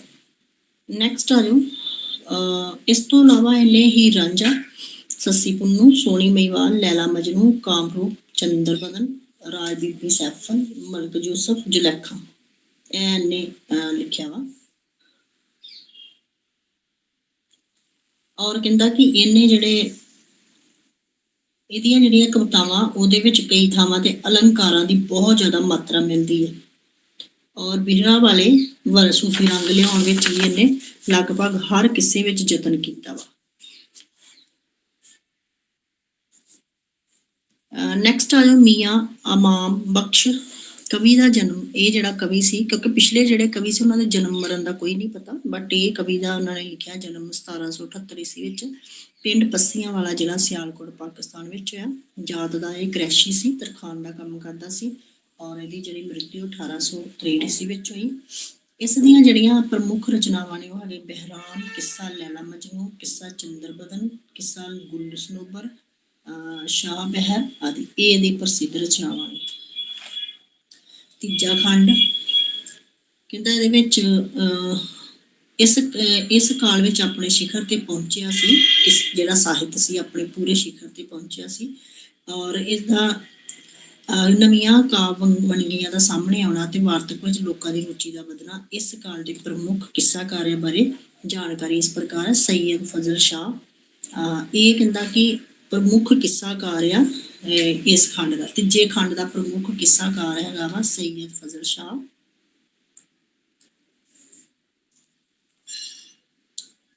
ਇਸ ਕਾਲ ਦਾ ਪ੍ਰਮੁੱਖ ਇਸ ਦਾ ਜਨਮ ਲਾਹੌਰ ਦੇ ਨੇੜੇ ਪਿੰਡ ਨਵਾਂਕੋਟ ਵਿੱਚ ਹੋਇਆ ਤੇ ਸਾਰੀ ਉਮਰ ਇਸਨੇ ਲਾਹੌਰ ਵਿੱਚ ਸਰਕਾਰੀ ਨੌਕਰੀ ਕਰਕੇ ਬਤੀਤ ਕੀਤੀ। ਇਹ ਅਰਬੀ ਫਾਰਸੀ ਦਾ ਚੰਗਾ ਵਿਦਵਾਨ ਸੀ ਅਤੇ ਇਸਲਾਮੀ ਸੱਭਿਆਚਾਰ ਅਤੇ ਧਾਰਮਿਕ ਪਰੰਪਰਾਵਾਂ ਦਾ ਸੀ। ਕਹਿੰਦਾ ਇਹਨੂੰ ਪੂਰਾ ਗਿਆਨ ਸੀ ਇਹਨਾਂ ਚੀਜ਼ਾਂ ਦਾ। ਔਰ ਇਹਨੇ 5 ਕਿੱਸਾ ਕਾਵ ਇਹਦੇ ਪ੍ਰਸਿੱਧ ਨੇ। ਇੱਕ ਹੈਗਾ ਸੋਹਣੀ ਮਹੀਵਾਲ, ਸੱਸੀ ਪੁੰਨੂ, ਹੀਰ ਰਾਂਝਾ, ਲੈਲਾ ਮਜਨੂ ਔਰ ਜ਼ੁਲਫ ਜ਼ੁਲੇਖਾ। ਸੋਹਣੀ ਮਹੀਵਾਲ ਦਾ ਕਿੱਸਾ ਇਸਨੇ 20 ਵਰ੍ਹਿਆਂ ਦੀ ਉਮਰ ਵਿੱਚ ਲਿਖਿਆ ਅਤੇ ਮਜ਼ੇਦਾਰ ਗੱਲ ਇਹ ਹੈ ਕਿ ਉਹ ਵੀ ਇਸ ਦੀ ਅਤੀ ਉੱਤਮ ਰਚਨਾ ਹੈ। ਯਾਨੀ ਕਿ ਜਿਹੜੀ ਟਾਈਮ ਵਿੱਚ ਇਹਨੇ ਲਿਖਿਆ 20 ਸਾਲਾਂ ਦੇ ਹੋ ਕੇ ਇਹਨੇ ਲਿਖਿਆ, ਪਰ ਇਹੋ ਹੀ ਇਹਦੀ ਕਹਿੰਦਾ ਪ੍ਰਸਿੱਧ ਕਾਵਿ ਹੈ। ਕਹਿੰਦਾ ਕਿ ਇਸ ਕਿੱਸੇ ਦੇ ਕਥਾਨਕ ਵਿੱਚ ਇਸ ਕਵੀ ਨੇ ਕਈ ਨਵੇਂ ਤੱਥ ਸ਼ਾਮਲ ਕੀਤੇ। ਕਵੀ ਨੂੰ ਇਸ ਕਿੱਸੇ ਦੀ ਰਚਨਾ ਦੀ ਪ੍ਰੇਰਨਾ ਨਿੱਜੀ ਵਿਯੋਗ ਦੇ ਦਰਦ ਅਤੇ ਸੋਚ ਤੋਂ ਮਿਲੀ, ਕਿਉਂਕਿ ਇਸ ਨੇ ਆਪ ਲਿਖਿਆ। ਇਹਦਾ ਕਹਿੰਦਾ ਕੋਈ ਨਿੱਜੀ ਜ਼ਰੂਰ ਇਹਨੂੰ ਉਦਾਸ ਹੋਊਗਾ ਨਿੱਜੀ ਤੌਰ ਤੇ ਜਿਹੜਾ ਇਹਨੇ ਇਸ ਤਰ੍ਹਾਂ ਦਾ ਲਿਖਿਆ। ਮੀਆਂ ਮੁਹੰਮਦ ਬਖਸ਼। ਇਸ ਕਵੀ ਦਾ ਜਨਮ ਜੇਹਲਮ ਜ਼ਿਲ੍ਹੇ ਦੇ ਠਾਕਰ ਪਿੰਡ ਵਿੱਚ ਹੋਇਆ। ਇਸ ਨੇ ਆਪਣੇ ਪਿੱਤਰ ਦੇ ਭਰਾ ਨੂੰ ਸੌਂਪ ਕੇ ਬਚਪਨ ਤੋਂ ਹੀ ਵਿਰਾਗ ਧਾਰਨ ਕਰ ਲਿਆ ਤੇ ਵੱਖ-ਵੱਖ ਪੀਰਾਂ ਫਕੀਰਾਂ ਦੇ ਡੇਰਿਆਂ ਤੇ ਫਿਰ ਕੇ ਦੀਨੀ ਅਤੇ ਸਾਹਿਤਕ ਪ੍ਰਾਪਤ ਕੀਤੀ। ਇਹ ਭਾਵੇਂ ਅਰਬੀ ਫਾਰਸੀ ਦਾ ਚੰਗਾ ਵਿਦਵਾਨ ਸੀ, ਪਰ ਇਸਨੇ ਆਪਣੇ ਵਿੱਚ ਅਭਿਵਿਅਕਤੀ ਲਈ ਅਧਿਕਤਰ ਪੰਜਾਬੀ ਮਾਧਿਅਮ ਬਣਾਇਆ ਔਰ ਇਸਨੇ 1 ਦਰਜਨ ਕ੍ਰਿਤੀਆਂ ਦੀ ਰਚਨਾ ਕੀਤੀ। ਸੈਫ ਮਲੂਕ, ਸ਼ੀਰੀ ਫਰਹਾਦ, ਗੁਲਜ਼ਾਰੇ ਫਕਰ, ਤੋਹਫਾ, ਬਦਹ ਅਲਜ ਮਾਲ, ਕਿੱਸਾ ਸ਼ੇਖ ਸੁਨਿਆ, ਸ਼ੀਰਪੀਆਂ, ਗਜ਼ਲ ਤੇ ਦੋਹਰੇ ਲਿਖੇ। ਕਿਸ਼ਨ ਸਿੰਘ ਆਰਿਫ। ਇਸ ਦਾ ਜਨਮ ਭਾਈ ਨਰੈਣ ਦੇ ਘਰ ਅੰਮ੍ਰਿਤਸਰ ਵਿੱਚ ਹੋਇਆ ਔਰ ਇਹ ਧਾਰਮਿਕ ਬਿਰਤੀ ਵਾਲਾ ਸੀ। ਇਹਨੇ ਦਰਜਨ ਤੋਂ ਵੱਧ ਰਚਨਾਵਾਂ ਪੂਰੀਆਂ ਕੀਤੀਆਂ। ਹੀਰ ਰਾਂਝਾ, ਸ਼ੀਰੀ ਫਰਹਾਦ, ਪੂਰਨ ਭਗਤ, ਰਾਜਾ ਤਰਥਰੀ, ਰਾਜਾ ਆਲੂ ਰਸਾਲੂ ਨਾਂ ਦੇ ਕਿੱਸੇ ਇਹਦੇ ਵਿਸ਼ੇਸ਼ ਹੈਗੇ ਨੇ ਪ੍ਰਸਿੱਧ। ਔਰ ਇਹਦਾ ਜਿਹੜਾ ਸਰੂਪ ਆ ਪਰੰਪਰਾਗਤ ਇਹਦੇ ਕਿੱਸਿਆਂ ਦਾ, ਔਰ ਇਹਦੀ ਜਿਹੜੀ ਧਾਰਮਿਕਤਾ, ਵਿਸ਼ਾਲ ਗਿਆਨ, ਗੰਭੀਰ ਅਧਿਐਨ ਕਿੱਸਾਕਾਰਾਂ ਨਾਲੋਂ ਇਸਨੂੰ ਵੱਖਰਾ ਕਰਦਾ ਹੈ। ਮੀਆਂ ਮੁਹੰਮਦ ਬੂਟਾ ਗੁਜਰਾਤੀ। ਕਹਿੰਦਾ ਇਹ ਜਿਹੜਾ ਗੁਜਰਾਤੀ, ਕਿਉਂਕਿ ਗੁਜਰਾਤ ਦਾ ਰਹਿਣ ਵਾਲਾ ਸੀ, ਚੰਗਾ ਪੜ੍ਹਿਆ ਲਿਖਿਆ ਸੀ। ਇਸ਼ਕੀਆਂ ਕਿਸੇ ਲਿਖਣ ਲਈ ਯਾਰਾਂ ਦੀ ਫਰਮਾਇਸ਼ ਨੂੰ ਮਹੱਤਵ ਦਿੰਦਾ ਹੈ, ਪਰ ਅਸਲ ਕਾਰਨ ਇਸਦੇ ਆਪਣੇ ਜੀਵਨ ਵਿੱਚ ਵਾਪਰੀ ਪ੍ਰੇਮ ਦੀ ਘਟਨਾ ਹੈ, ਜਿਸ ਬਾਰੇ ਉਲੇਖ ਇਸਦੇ ਕਿੱਸਿਆਂ ਵਿੱਚ ਮਿਲ ਜਾਂਦੇ ਹਨ। ਇਸ ਦੇ ਨਾਮ ਨਾਲ ਸੰਬੰਧਿਤ 22 ਰਚਨਾਵਾਂ ਮਿਲਦੀਆਂ ਹਨ, ਜਿਨ੍ਹਾਂ ਤੋਂ ਕੁਝ ਵਿਚਾਰਧੀਨ ਅਕਾਲ ਤੋਂ ਬਾਅਦ ਦੀਆਂ ਰਚਨਾਵਾਂ ਨੇ। ਇਹਦੀਆਂ ਰਚਨਾਵਾਂ ਵਿੱਚ ਹੈਗੇ ਸ਼ੀਰੀ ਫਰਹਾਦ, ਪੰਜ ਗੰਜ, ਚੰਦਰ ਬਦਨ, ਰੋਡਾ ਜਲਾਲੀ, ਮਿਰਜ਼ਾ ਸਾਹਿਬਾ ਅਤੇ ਕਿੱਸਾ ਸੁਲਤਾਨ ਮਹਿਮੂਦ। ਅੱਗੇ ਆ ਗਿਆ ਹਦਾਇਤੁੱਲਾ। ਇਹ ਲਾਹੌਰ ਵਿੱਚ ਪੈਦਾ ਹੋਇਆ ਔਰ ਇਹਨੇ ਸਟੇਜੀ ਕਵਿਤਾ ਵਿਕਸਿਤ ਕਰਨ ਵਿੱਚ ਕਾਫੀ ਯੋਗਦਾਨ ਪਾਇਆ। ਸਟੇਜੀ ਕਵਿਤਾ ਹੁੰਦੀ ਜਿਹਦੀ ਸਟੇਜ ਤੇ ਪਰਫੋਰਮੈਂਸ ਕੀਤੀ ਜਾਂਦੀ ਹੈ। ਇਸਦਾ ਕਿੱਤਾ ਭਾਵੇਂ ਦਰਜੀ ਵਾਲਾ ਸੀ, ਪਰ ਕਵਿਤਾ ਕਰਨ ਨੂੰ ਜਨੂੰਨ ਇਸਦੇ ਬਚਪਨ, ਜਾਣੀ ਕਿ ਇਹਨੂੰ ਸ਼ੁਰੂ ਤੋਂ ਇੰਟਰਸਟ ਸੀਗਾ ਕਵਿਤਾਵਾਂ ਲਿਖਣ ਦਾ। ਵੈਸੇ ਇਹ ਪੇਸ਼ੇ ਦਾ ਦਰਜੀ ਸੀਗਾ। ਇਹਨੇ ਸ਼ੇਰਫੀਆਂ ਲਿਖੀਆਂ, 12 ਮਾਹ ਲਿਖੇ, ਦੋੜੇ ਲਿਖੇ, ਮਦੇ ਲਿਖੇ ਔਰ ਮੁਅੱਜਜ਼ ਲਿਖੇ। ਨੈਕਸਟ ਮੌਲਵੀ ਗੁਲਾਮ ਰਸੂਲ। ਕਹਿੰਦਾ ਕਿ ਸਭ ਤੋਂ ਜ਼ਿਆਦਾ ਇਹਨਾਂ ਸਾਰਿਆਂ ਨਾਲੋਂ ਜ਼ਿਆਦਾ ਪ੍ਰਸਿੱਧੀ ਗੁਲਾਮ ਨੂੰ ਮਿਲੀ। ਉਹ ਹੁਸ਼ਿਆਰਪੁਰ ਜ਼ਿਲ੍ਹੇ ਦੇ ਆਲਮਪੁਰ ਕੋਟਲਾ ਦਾ ਨਿਵਾਸੀ ਸੀ। ਇਹ ਫਾਰਸੀ ਤੇ ਉਰਦੂ ਦਾ ਬਹੁਤ ਵੱਡਾ ਵਿਦਵਾਨ ਸੀ। ਅਮੀਰ ਹਮਜ਼ਾ ਨਾਂ ਦੀ ਇੱਕ ਵੱਡੇ ਦੀ ਰਚਨਾ ਵੱਡੇ ਅਕਾਲ ਦੀ ਰਚਨਾ ਕਾਵ ਜਗਤ ਨੂੰ ਦਿੱਤੀ। ਇਸ ਦੀ ਸਭ ਤੋਂ ਉੱਤਮ ਰਚਨਾ ਜਿਹੜੀ ਅਹਿਸਨ-ਉਲ ਕਾਸਿਮ ਹੈ ਔਰ ਇਹਦੇ ਵਿੱਚ ਯੂਸੁਫ ਜ਼ੁਲੇਖਾ ਦੇ ਅਥਿਆਨ ਦਾ ਬੜੇ ਸੁਚੱਜੇ ਢੰਗ ਨਾਲ ਵਰਣਨ ਕੀਤਾ ਗਿਆ ਅਧਿਐਨ ਦਾ। ਕਹਿੰਦਾ ਕਿ ਇਹਨੇ ਕੇਂਦਰੀ ਪੰਜਾਬ ਬੋਲੀ ਤੋਂ ਇਲਾਵਾ ਮਾਲਵੇ ਦੀਆਂ ਕਵਿਸ਼ਾਂ ਦੁਆਰਾ ਲਿਖਿਆ ਜਾਣਾ ਵੀ ਸ਼ਾਮਲ ਹੈ। ਸੂਫੀ ਕਾਵਧਾਰਾ ਪਹਿਲਾ ਖੰਡ। ਕਹਿੰਦਾ 18ਵੀਂ ਸਦੀ ਦੇ ਵਿੱਚ ਸੂਫੀ ਕਾਵਧਾਰਾ ਵੀ ਲਗਾਤਾਰ ਚੱਲਦੀ ਰਹੀ ਔਰ ਇਹਦੇ ਵਿੱਚ ਵੱਧ ਤੋਂ ਵੱਧ ਜਿਹੜੇ ਸੂਫੀ ਹੋਏ, ਇਹਨਾਂ ਦੇ ਜਿਹੜੇ ਰੰਗ ਸੀਗੇ ਬੇਮੁਹਾਰੀ ਖੁੱਲ, ਅਣਛੂਹੇ ਉਪਸਾਨ, ਸਰਲ ਅਤੇ ਰਸੀਲੀ ਭਾਸ਼ਾ ਇਹਨਾਂ ਦੀ। ਜੇਕਰ ਇਹਨਾਂ ਨੂੰ ਪੜ੍ਹੀਏ ਤੇ ਇਸ ਤਰ੍ਹਾਂ ਦਾ ਇਹਦੇ ਵਿੱਚ ਸਭ ਤੋਂ ਪਹਿਲਾਂ ਹੈਗਾ ਅਲੀ ਹੈਦਰ। ਅਲੀ ਹੈਦਰ ਜਿਹੜਾ ਵਾ ਉਹ ਇੱਕ ਸੂਫੀ ਕਵੀ ਸੀ। ਉਹਦਾ ਜਨਮ 1990 ਵਿੱਚ ਹੋਇਆ। ਉਹਦੇ ਪਿਤਾ ਦਾ ਨਾਂ ਸੀ ਸ਼ੇਖ ਮੁਹੰਮਦ। ਔਰ ਮੁਲਤਾਨ ਜ਼ਿਲ੍ਹੇ ਦੇ ਚੌਂਤਰਾ ਨਾਂ ਦੇ ਪਿੰਡ ਵਿੱਚ ਵਸਨੀਕ ਸੀਗਾ, ਜਾਣੀ ਕਿ ਪਿੰਡ ਦਾ ਰਹਿਣ ਵਾਲਾ ਸੀ। ਔਰ ਇਹਨੂੰ ਫਾਰਸੀ ਦਾ ਬਹੁਤ ਵੱਡਾ ਇਹ ਵਿਦਵਾਨ ਸੀਗਾ। ਇਹਨੇ ਇੱਕ ਰਚਨਾ ਕੀਤੀ ਮੁਕੰਮਲ ਮਜਮੂਆਏ ਅਬਿਆਇਤ ਅਲੀ ਹੈਦਰ ਦੇ ਅਨੁਸਾਰ। ਇਸ ਦੀਆਂ 6 ਸ਼ੇਰਫੀਆਂ, 12 ਮਾਹ ਅਤੇ ਫੁਟਕਲ ਬੈਂਤ ਵੀ ਹੈਗੇ ਨੇ। ਇਹਦੀਆਂ ਰਚਨਾਵਾਂ ਦੀ ਸਭ ਤੋਂ ਵੱਡੀ ਵਿਸ਼ੇਸ਼ਤਾ ਇਹ ਹੈ ਕਿ ਬਹੁਤ ਹੀ ਰਹੱਸਮਈ ਅਨੁਭਵ ਨੂੰ ਪ੍ਰਗਟ ਕਰਦੀਆਂ ਨੇ। ਪਰ ਹੀਰ ਰਾਂਝੇ, ਸੱਸੀ ਪੁੰਨੂ, ਮਿਰਜ਼ਾ ਸਾਹਿਬਾ ਆਦਿ ਵੱਲ ਇਸ਼ਾਰੇ ਕਰਕੇ ਆਪਣੇ ਭਾਵ ਦੀ ਤੀਬਰਤਾ ਨੂੰ ਉਗਾੜਿਆ ਹੈ। ਨੈਕਸਟ ਆ ਜਾਓ ਬੁੱਲੇ ਸ਼ਾਹ। ਬੁੱਲੇ ਸ਼ਾਹ ਤੇ ਵੈਸੇ ਹੀ ਬਹੁਤ ਪ੍ਰਸਿੱਧ ਆ। ਪ੍ਰਸਿੱਧ ਇਹਦਾ ਜਿਹੜਾ ਜਨਮ ਸੀ ਪਿੰਡ ਪਾਂਡੋ ਕੇ, ਤਹਿਸੀਲ ਕਸੂਰ, ਜ਼ਿਲ੍ਹਾ ਲਾਹੌਰ ਵਿੱਚ ਹੋਇਆ। 1680 ਈਸਵੀ ਨੂੰ ਮੁਹੰਮਦ ਦੇ ਘਰ, ਸਖੀ ਮੁਹੰਮਦ ਦੇ ਘਰ ਹੋਇਆ। ਔਰ ਬੁੱਲੇ ਸ਼ਾਹ ਮੁਰਸ਼ਦ ਦਾ ਨਾਂ ਸ਼ਾਹ ਇਨਾਇਤ ਸੀ। ਉਹ ਆਪ ਲਿਖਦਾ, ਮੇਰਾ ਮੁਰਸ਼ਿਦ ਸ਼ਾਹ ਇਨਾਇਤ ਲੰਘਾਈ ਪਾਰ। ਬੁੱਲਾ ਸ਼ਾਹ ਇਨਾਇਤ ਦੇ ਪਾਸ ਆਇਆ ਤਾਂ ਉਹ ਪਿਆਜ਼ਾਂ ਦੀ ਪਨੀਰੀ ਲਗਾ ਰਿਹਾ ਸੀ ਅਤੇ ਰੱਬ ਨੂੰ ਮਿਲਣ ਦੀ ਵਿਧੀ ਪੁੱਛੀ। ਪਨੀਰੀ ਦਾ ਸੰਕੇਤ ਕਰਦਿਆਂ ਤੁਰੰਤ ਸ਼ਾਹ ਬੋਲ ਪਿਆ, ਬੁੱਲਿਆ ਰੱਬ ਦਾ ਕੀ ਪਾਉਣਾ, ਅੰਦਰੋਂ ਪੁੱਟਣਾ ਉਧਰ, ਇੱਧਰੋਂ ਪੁੱਟਣਾ ਇੱਧਰ ਲਾਉਣਾ। ਬੁੱਲੇ ਨੇ 156 ਜਾਨੀ ਕਿ ਕੁਐਸਚਨ ਇਹਦਾ ਜੇ ਟੂ ਮਾਰਕਸ ਆਊਗਾ ਤੇ ਫਿਰ ਇਸ ਤਰ੍ਹਾਂ ਆਉਣਾ ਕਿ ਬੁੱਲੇ ਸ਼ਾਹ ਨੇ ਕਿੰਨੀਆਂ ਕਾਫੀਆਂ ਲਿਖੀਆਂ। ਫਿਰ ਆਪਾਂ ਦੱਸਣਾ ਹੈ ਕਿ ਬੁੱਲੇ ਸ਼ਾਹ ਨੇ 156 ਕਾਫੀਆਂ ਲਿਖੀਆਂ, 3 ਸ਼ੇਰਫੀਆਂ, 40 ਗੰਢਾਂ, 49 ਤੋਹੜੇ ਲਿਖੇ। ਔਰ ਇਹਨੇ 18 ਵੀ ਲਿਖੀਆਂ ਹੈ, 12 ਮਾਹ ਤੇ 18 ਵੀ ਲਿਖੀਆਂ। ਔਰ ਸਭ ਤੋਂ ਜ਼ਿਆਦਾ ਇਹਦੀਆਂ ਪ੍ਰਸਿੱਧ ਹੋਈਆਂ ਕਾਫੀਆਂ। ਨੈਕਸਟ ਆ ਜਾਓ ਸੈਯਦ ਗੁਲਾਮ ਕਾਦਰ ਸ਼ਾਹ। ਇਹ ਜਿਹੜਾ ਸੂਫੀ ਕਵੀ ਸੀਗਾ, ਇਹਦਾ ਜਨਮ ਬਟਾਲਾ ਦੇ ਵਿੱਚ ਹੋਇਆ 1707 ਈਸਵੀ ਵਿੱਚ।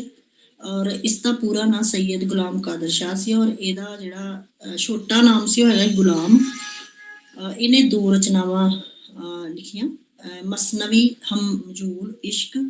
ਰਮਜੂਲ ਇਸ਼ਕ, ਸ਼ੇਫਰੀ ਗਜ਼ਲਾਂ ਅਤੇ ਸਾਂਝਾਂ ਨੂੰ ਜਵਾਹਰ ਤਵਸ਼ਤਾ ਦੇ ਨਾਂ ਨਾਲ ਅਧੀਨ ਪ੍ਰਕਾਸ਼ਿਤ ਕੀਤਾ ਗਿਆ। ਇਹਦੀ ਜਿਹੜੀ ਬੋਲੀ ਸੀ ਉਹ ਹੈਗੀ ਸੀ ਅਰਬੀ, ਕੇਂਦਰੀ ਪੰਜਾਬੀ ਤੇ ਫਾਰਸੀ।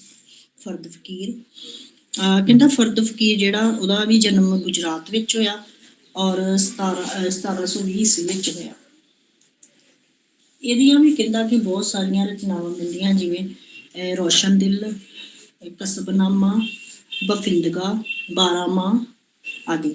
ਸ਼ਿਰਫੀ ਕਹਿੰਦਾ ਕਿ ਇਹਨੇ ਨਾ ਆਪਣੀਆਂ ਇਹਨਾਂ ਰਚਨਾਵਾਂ ਦੇ ਵਿੱਚ ਖੁੱਲ੍ਹ ਕੇ ਵਿਖਾਵਾ, ਜਿਹੜਾ ਲੋਕ ਵਿਖਾਵਾ ਨਹੀਂ ਕਰਦੇ, ਉਹਦਾ ਧਰਮ ਦੇ ਨਾਂ ਤੇ ਜਿਹੜਾ ਲੋਕ ਜ਼ਿਆਦਾ ਹੀ ਵਿਖਾਵਾ ਕਰਦੇ, ਉਹਦੀ ਜ਼ਿਆਦਾ ਇਹਨੇ ਨਿੰਦਿਆ ਕੀਤੀ ਹੈ ਆਪਣੀਆਂ ਰਚਨਾਵਾਂ ਉੱਤੇ। ਔਰ ਇੱਕ ਸੱਚੇ ਧਰਮ ਦੀ ਸਥਾਪਨਾ ਉੱਤੇ ਜ਼ੋਰ ਦਿੱਤਾ ਕਿ ਸੱਚਾ ਧਰਮ ਕੀ ਆ, ਉਹਦੀ ਸਥਾਪਨਾ ਕਰਨ ਉੱਤੇ ਇਹਨੇ ਪੂਰਾ ਜ਼ੋਰ ਦਿੱਤਾ। ਅੱਗੇ ਆ ਕੇ ਵਜੀਦ ਮੌਲਾ ਬਖਸ਼ ਕੁਸ਼ਤਾ ਅਨੁਸਾਰ ਜਿਹੜਾ ਉਹਦਾ ਜਨਮ ਆ ਵਜੀਦ ਦਾ 1130 ਈਸਵੀ ਵਿੱਚ ਕਾਬਲ ਵਿੱਚ ਹੋਇਆ। ਇਹ ਜਾਤ ਦਾ ਪਠਾਨ ਮੁਸਲਮਾਨ ਸੀ ਔਰ ਇਹਦੀਆਂ ਹਿੰਦੀ ਵਿੱਚ ਲਿਖੀਆਂ 14 ਪੁਸਤਕਾਂ ਦੱਸੀਆਂ ਜਾਂਦੀਆਂ। ਪੰਜਾਬੀ ਵਿੱਚ ਕੁਝ ਸ਼ਬਦ ਸ਼ਲੋਕ ਵੀ ਲਿਖੇ ਨੇ ਔਰ ਉਹਨਾਂ ਦੀ ਗਿਣਤੀ 77 ਆ। ਕਹਿੰਦਾ ਕਿ ਇਹਦੀਆਂ ਕਵਿਤਾਵਾਂ ਦਾ ਸਭ ਤੋਂ ਵੱਡਾ ਗੁਣ ਇਹ ਆ ਕਿ ਇਹਨੇ ਬੜੀ ਦ੍ਰਿੜਤਾ ਤੇ ਹਿੰਮਤ ਨਾਲ ਸਮਾਜ ਦੀ ਕਾਣੀ ਵੰਡ ਬਾਰੇ ਲਿਖਿਆ। ਇਹ ਡਰਿਆ ਨਹੀਂ ਲਿਖਣ ਲੱਗਿਆ, ਇਹਨੇ ਉਸ ਸਮੇਂ ਸਮਾਜ ਵਿੱਚ ਜਿਹੜੀ ਕਾਣੀ ਵੰਡ ਸੀ ਉਹਦੇ ਬਾਰੇ ਲਿਖਿਆ। ਨੈਕਸਟ ਆ ਜਾਓ ਗੁਲਾਮ ਜਿਲਾਨੀ ਰੋਹਤਕੀ। ਇਹ ਜਿਹੜਾ ਸੀ ਸੰਪਰਦਾਇ ਦਾ ਸੂਫੀ ਸੀ ਔਰ ਇਹਦਾ ਜਨਮ 1749 ਈਸਵੀ ਵਿੱਚ ਸੈਯਦ ਬਦਰਦੀਨ ਚਿਸ਼ਤੀ ਦੇ ਘਰ ਹੋਇਆ।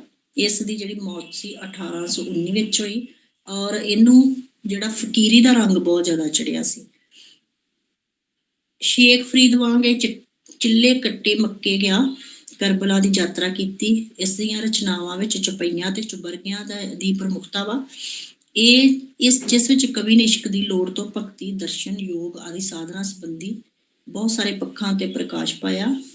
ਔਰ ਇਹਦੀ ਜਿਹੜੀ ਸ਼ੈਲੀ ਹੁੰਦਾ ਲਿਖਣ ਦਾ ਢੰਗ ਤਰੀਕਾ ਬਹੁਤ ਹੀ ਵਿਰਾਗਮਈ ਹੈ।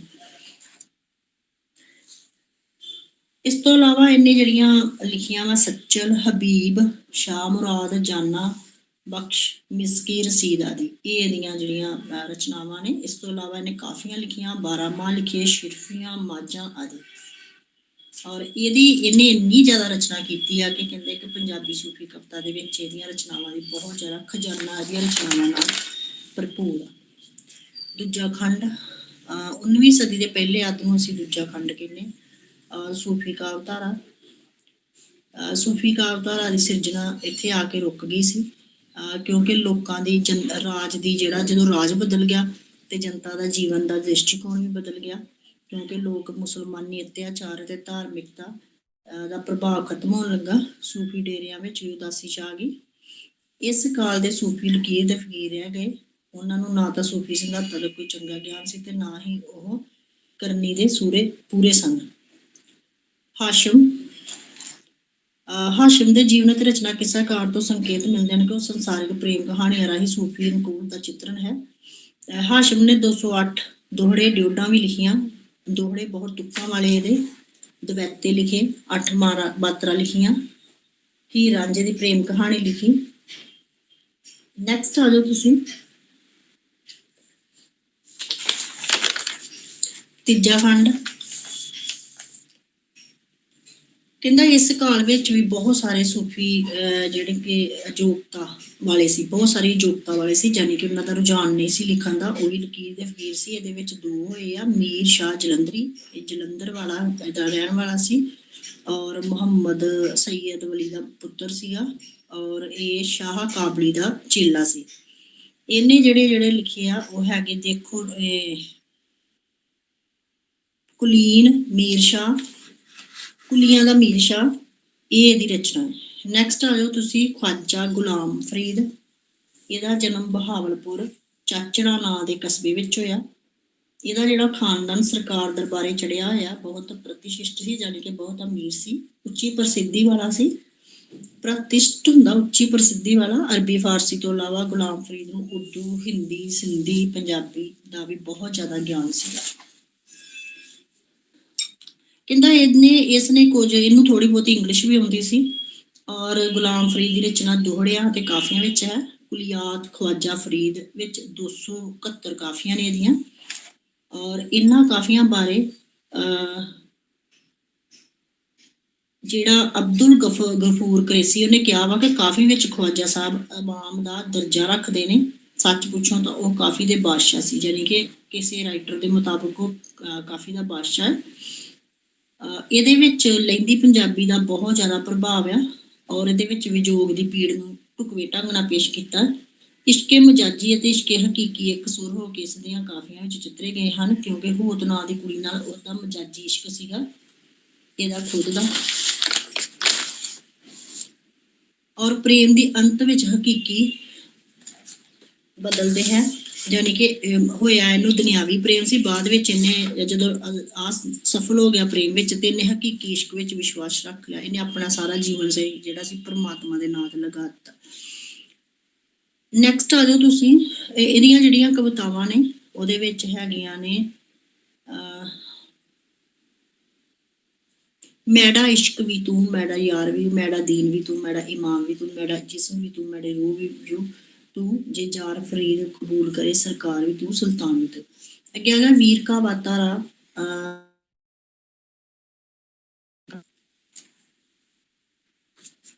ਕਹਿੰਦਾ ਕਿ ਇਹਦੇ ਵਿੱਚ ਜਦੋਂ ਪੰਜਾਬ ਆਪਣੀ ਭੂਗੋਲਿਕ ਸਥਿਤੀ ਕਰਕੇ ਸਦਾ ਹੀ ਮੁਸਲਮਾਨ ਹਮਲਾਵਰਾਂ ਦੇ ਰਸਤੇ ਵਿੱਚ ਪੈਦਾ ਹੋਇਆ ਸੀ, ਭਾਰਤ ਭੂਮੀ ਨੂੰ ਜਿੱਤਣ ਲਈ ਹਰ ਵਿਦੇਸ਼ੀ, ਕਿਉਂਕਿ ਪੰਜਾਬ ਜਿਹੜਾ ਸੀ ਉਹ ਭਾਰਤ ਦਾ ਦਰਵਾਜ਼ਾ ਸੀ, ਜਿਹੜਾ ਵੀ ਕੋਈ ਹਮਲਾ ਭਾਰਤ ਉੱਤੇ ਕਰਦਾ ਸੀ ਉਹਨੂੰ ਪੰਜਾਬ ਰਾਹੀਂ ਲੰਘਣਾ ਪੈਂਦਾ ਸੀ। ਇਸ ਕਰਕੇ ਕਹਿੰਦਾ ਕਿ ਭਾਰਤ ਭੂਮੀ ਨੂੰ ਜਿੱਤਣ ਲਈ ਹਰ ਵਿਦੇਸ਼ੀ ਜਰਨੈਲ ਪਹਿਲਾਂ ਪੰਜਾਬ ਦੀ ਸੂਣ ਸੁਨਹਿਰੀ ਧਰਤੀ ਨੂੰ ਲਤਾੜਦਾ ਅਤੇ ਫਿਰ ਭਾਰਤ ਨੂੰ ਲੁੱਟਦਾ, ਰਾਜ ਸਥਾਪਿਤ ਕਰਦਾ। ਇਸ ਸਦੀ ਦਾ ਸਾਰਾ ਵੀਰਸੀ ਸਾਹਿਤ 3 ਧਰਾਵਾਂ ਵਿੱਚ ਵੰਡਿਆ। ਸਭ ਤੋਂ ਪਹਿਲਾਂ ਵਾਰਾਂ, ਜੰਗਨਾਮੇ ਤੇ ਗੁਰਬਿਲਾਸ। ਇਹ ਜ਼ਿਆਦਾਤਰ ਕਹਿੰਦਾ ਕਿ ਹਿੰਦੂਆਂ ਸਿੱਖਾਂ ਨੇ ਲਿਖੀਆਂ। ਜੰਗਨਾਮੇ ਅਧਿਕਤਰ ਮੁਸਲਮਾਨ ਕਵੀਆਂ ਨੇ ਲਿਖੇ ਆ, ਔਰ ਸਾਰਿਆਂ ਦਾ ਵਿਸ਼ਾ ਹਜ਼ਰਤ ਇਮਾਮ ਹੁਸੈਨ ਦੀ ਕਰਬਲਾ ਵਿੱਚ ਹੋਈ ਸ਼ਹਾਦਤ ਹੈ। ਪਹਿਲਾਂ ਦੀਆਂ ਵਾਰਾਂ, ਇਹਦੇ ਵਿੱਚ ਕਹਿੰਦਾ ਬਹੁਤ ਸਾਰੀਆਂ ਸੁੰਦਰ ਵਾਰਾਂ ਲਿਖੀਆਂ ਗਈਆਂ, ਜਿਨ੍ਹਾਂ ਦਾ ਕਿ ਬਹੁਤ ਸੁਚੱਜੇ ਢੰਗ ਨਾਲ ਲਿਖੀਆਂ ਗਈਆਂ ਨੇ। ਇਹਦੇ ਵਿੱਚ ਵਾਰਾਂ ਹੈਗੀਆਂ, ਵਾਰ ਭੈੜੇ ਕੀ ਪਾਤਸ਼ਾਹੀ, ਗੁਰੂ ਗੋਬਿੰਦ ਸਿੰਘ ਦੇ ਅਨੰਦਪੁਰ ਵਿਚਲੇ ਅੰਤਿਮ ਯੁੱਧ ਅਤੇ ਕਿਲੇ ਨੂੰ ਤਿਆਗ ਕੇ ਬਾਅਦ ਚਮਕੌਰ ਵਿੱਚ ਹੋਈ ਭਿੜੰਤ ਜੰਗ ਦਾ ਵੇਰਵਾ ਇਹਦੇ ਵਿੱਚ ਦਿੱਤਾ ਗਿਆ ਵਾ, ਔਰ 1704 ਈਸਵੀ ਦੀ ਇਹ ਘਟਨਾ ਵਾ। ਇਹਨੂੰ ਗੁਰੂ ਗੋਬਿੰਦ ਸਿੰਘ ਜੀ ਦੀ ਵਾਰ ਵੀ ਕਿਹਾ ਜਾਂਦਾ। ਵਾਰ ਭੈੜੇ ਦੀ ਪਾਤਸ਼ਾਹੀ 10ਵੀਂ ਨੂੰ ਗੁਰੂ ਗੋਬਿੰਦ ਸਿੰਘ ਜੀ ਦੀ ਵਾਰ ਵੀ ਕਿਹਾ ਜਾਂਦਾ ਵਾ। ਔਰ ਬਾਅਦ ਵਿੱਚ ਚੰਡੀ ਦੀ ਵਾਰ, ਇਹਦੇ ਵਿੱਚ ਜਿਹੜੀ ਚੰਡੀ ਦੀ ਵਾਰ ਉਹਦੇ ਵਿੱਚ ਕਵੀ ਨੇ ਜਨ ਜੀਵਨ ਵਿੱਚ ਅਲੰਕਾਰ ਲੈ ਕੇ ਬੜੀ ਸੁੰਦਰਤਾ ਨਾਲ ਉਹਨੂੰ ਬੀੜਿਆ ਹੈ। ਲਵ ਕੁਸ਼ ਦੀ ਵਾਰ, ਕਹਿੰਦਾ ਲਵ ਕੁਸ਼ ਦੀ ਵਾਰ ਵੀ ਇਹਨੇ ਲਿਖੀ ਦੇਵੀਦਾਸ ਆਮ ਰੱਖ ਯੁੱਧ ਕੀ ਆਸ ਫਿਰ ਲਿਆਈ, ਔਰ ਇਹਦੇ ਵਿੱਚ 70 ਪੌੜੀਆਂ ਔਰ 65 ਪੌੜੀਆਂ ਦੇ ਆਰੰਭ ਵਿੱਚ ਸੋਠੇ ਦੀ ਵਰਤੋਂ ਹੋਈ ਆ, ਔਰ 66 ਤੋਂ ਲੈ ਕੇ 70 ਪੌੜੀਆਂ ਤੱਕ ਦੋਹਰੇ ਦੀ ਵਰਤੋਂ ਹੋਈ ਹੈ। ਇਸ ਵਾਰ ਵਿੱਚ ਬਨ ਨੂੰ ਕਲੀ ਸੀਤਾ, ਜਾਨੀ ਕਿ ਬਨ ਹੁੰਦਾ ਜੰਗਲਾਂ ਦੇ ਵਿੱਚ ਭੇਜੀ ਹੋਈ ਸੀਤਾ ਦੇ, ਜਦੋਂ ਉੱਥੇ ਜਾ ਕੇ ਸੀਤਾ ਲਵ ਕੁਸ਼ ਨੂੰ ਜਨਮ ਦਿੰਦੀ ਆ, ਔਰ ਇੱਕ ਅਸ਼ਵਮੇਧ ਜੱਗ ਦੇ ਘੋੜੇ ਨੂੰ ਜਦੋਂ ਉਹਦੇ ਲਵ ਕੁਸ਼ ਫੜ ਲੈਂਦੇ, ਉਹ ਰਾਮ ਨੇ ਭੇਜਿਆ ਹੁੰਦਾ, ਔਰ ਬਾਅਦ ਵਿੱਚ ਉਹਨੂੰ ਜਦੋਂ ਫੜ ਲੈਂਦੇ ਆ ਤੇ ਉਹਦੇ ਨਾਲ ਸੰਬੰਧਿਤ ਇਹ ਜਿਹੜੀ ਹੈਗੀ ਆ ਵਾਰ ਆ। ਔਰ ਮੂਰਛਿਤ ਲక్ష్మణ ਆਦਿ ਨੂੰ ਵਾਲਮੀਕ ਦੁਆਰਾ ਪੁਨਰ ਜੀਵਿਤ ਕਰਨਾ, ਸੀਤਾ ਦਾ ਧਰਤੀ ਵਿੱਚ ਸਮਾਉਣਾ ਅਤੇ ਰਾਮਚੰਦਰ ਜੀ ਦਾ ਪੁੱਤਰਾਂ ਸਹਿਤ ਅਯੋਧਿਆ ਨੂੰ ਪਰਤਣਾ ਆਦਿ ਪ੍ਰਸੰਗ ਨੂੰ ਚਿਤਾਰਿਆ ਗਿਆ। ਫਿਰ ਲਵ ਕੁਸ਼ ਦੀ ਵਾਰ ਅਪ੍ਰਿਤ ਕਵੀ ਜਸੋਦਾ ਨੰਦਨ, ਪਹਿਲੇ ਹੈਗਾ ਕਵੀ ਦੇਵੀ, ਹੁਣ ਹੈਗਾ ਕਵੀ ਜਸੋਦਾ ਨੰਦਨ, ਅੱਗੇ ਹੈਗਾ ਵਾਰ ਪਾਤਸ਼ਾਹੀ 10ਵੀਂ ਕੀ। ਇਹ ਜਿਹੜੀ ਵਾਰ ਹੈ ਇਹ ਭਾਈ ਗੁਰਦਾਸ ਸਿੰਘ ਜੀ ਦੀ ਰਚਨਾ, ਔਰ ਇਹਦੇ ਵਿੱਚ ਕੁੱਲ 28 ਪੌੜੀਆਂ ਹਨ। 20 ਪੌੜੀਆਂ ਦਾ ਤੋਲ ਅਖੀਰਲੀਆਂ 8 ਪੌੜੀਆਂ ਨਾਲੋਂ ਜ਼ਿਆਦਾ ਭਿੰਨ ਆ, ਵੱਖਰਾ ਵਾ, ਔਰ 20ਵੀਂ ਪੌੜੀ ਵਿੱਚ ਪਹਿਲੇ ਹਿੱਸੇ ਦਾ ਮਹੱਤਮ ਹੋਇਆ ਹੈ। ਜਹ ਵਾਰ ਭਗਉਤੀ ਜੋ ਪੜੇ ਅਮਰਾ ਪਦ ਪਾਏ, ਵਾਰ ਨਾਦਰ ਸ਼ਾਹ, ਇਹ ਕਹਿੰਦਾ ਨਾਦਰ ਸ਼ਾਹ ਨਿਜਾਮਤ ਦੀ ਵਾਰ ਨਿਜਾਮਤ ਦੀ ਪੌੜੀ ਹੈ, ਔਰ ਨਿਜਾਮਤ ਗਲੀਆਂ ਵੱਡੀ ਹੋਣ ਗੋੜ ਮਾਰੀ ਸ਼ਤਰੰਜ, ਇਹ ਸਾਰੀਆਂ ਨਿਜ਼ਾਮ ਦੀਆਂ। ਨੈਕਸਟ ਆ ਜੋ ਚੱਠਿਆਂ ਦੀ ਵਾਰ। ਚੱਠਿਆਂ ਦੀ ਵਾਰ ਕਵੀ ਪੀਰ ਮੁਹੰਮਦ ਨੇ ਲਿਖੀ ਆ। ਇਸ ਵਾਰ ਵਿੱਚ ਜਿਹੜਾ ਪੀਰ ਮੁਹੰਮਦ ਹੀ ਉਹਨੇ ਖਾਨ ਚੱਠੇ ਸਰਦਾਰ ਦੀ ਮੁਹੰਮਦ ਖਾਨ ਚੱਠੇ ਸਰਦਾਰ ਦੀ ਮਹਾਰਾਜਾ ਰਣਜੀਤ ਸਿੰਘ ਦੇ ਪਿਤਾ ਮਹਾ ਸਿੰਘ ਨਾਲ ਰਸੂਲ ਨਗਰ ਤੇ ਮੰਚਰ ਵਿਖੇ ਹੋਈਆਂ ਲੜਾਈਆਂ ਦਾ ਚਿੱਤਰਨ ਕਰਦਾ, ਔਰ ਇਹਦਾ ਜਿਹੜਾ ਵਾਰ ਦਾ ਲੇਖਕ ਆ ਪਿੰਡ ਨੂਨਾ ਵਾਲੀ ਗੁਜਰਾਤ ਦਾ ਵਸਨੀਕ ਆ। ਚੱਠੇ ਸਰਦਾਰਾਂ ਪਾਸ ਨੌਕਰ ਸੀਗਾ ਉਹ, ਉਸਨੇ ਸਿੱਖਾਂ ਦੇ ਵੈਰੀ ਚੱਠੇ ਸਰਦਾਰਾਂ ਦੀ ਭਰਪੂਰ ਉਪਮਾ ਕੀਤੀ। ਇਸ ਵਾਰ ਵਿੱਚ ਪੰਜਾਬ ਦੀਆਂ ਜੱਟ ਜਾਤੀਆਂ ਦੀ ਉਸਤਤ ਗਾਈ ਗਈ। ਅਸਲ ਵਿੱਚ ਚੱਠਿਆਂ ਦੀ ਵਾਰ ਇਤਨੀ ਲੋਕ ਪ੍ਰਸਿੱਧ ਹੋਈ ਕਿ ਉਸਦੀ ਲੀਹੀ ਉੱਤੇ ਜੱਟ ਜਾਤੀਆਂ ਦੇ ਗੁਣ ਵੀ ਗਾਏ ਜਾਣ ਲੱਗੇ। ਜੰਗਨਾਮੇ, ਕਿੱਦਾਂ ਕਿ ਪੰਜਾਬੀ ਦੇ ਵਿੱਚ ਜਿਹੜੇ ਜੰਗਨਾਮਿਆਂ ਦਾ ਆਰੰਭ ਹੈ 17ਵੀਂ ਸਦੀ ਦੇ ਅੰਤ ਪੀਰ ਮੁਹੰਮਦ ਕਾਸਬੀ ਨੇ ਜੰਗਨਾਮਾ ਇਮਾਮ ਹੁਸੈਨ ਲਿਖ ਕੇ ਕੀਤਾ, ਯਾਨੀ ਕਿ ਸਭ ਤੋਂ ਪਹਿਲਾਂ ਪੀਰ ਮੁਹੰਮਦ ਨੇ ਇੱਕ ਜੰਗਨਾਮਾ ਲਿਖਿਆ, ਔਰ ਉਸ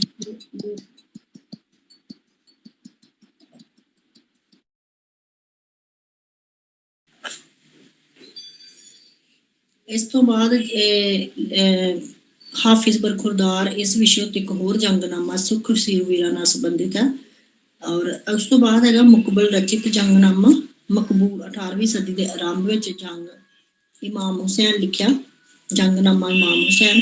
ਉਹ ਬਹੁਤ ਵਿਦਵਾਨ ਇਸ ਗੱਲ ਨਾਲ ਸਹਿਮਤ ਹਨ ਕਿ ਪੰਜਾਬੀ ਦਾ ਸਭ ਤੋਂ ਪਹਿਲਾ ਵਿਵਸਥਿਤ ਜੰਗਨਾਮਾ। ਇਸ ਜੰਗਨਾਮੇ ਚ ਕਵੀ 680 ਈਸਵੀ ਵਿੱਚ ਹੋਈ ਇਮਾਮ ਹੁਸੈਨ ਦੀ ਉਦਦੀ ਸ਼ਹਾਦਤ ਨਾਲ ਸੰਬੰਧਿਤ ਲਹੂ ਡੋਲਵੀ ਲੜਾਈ ਦਾ ਜ਼ਿਕਰ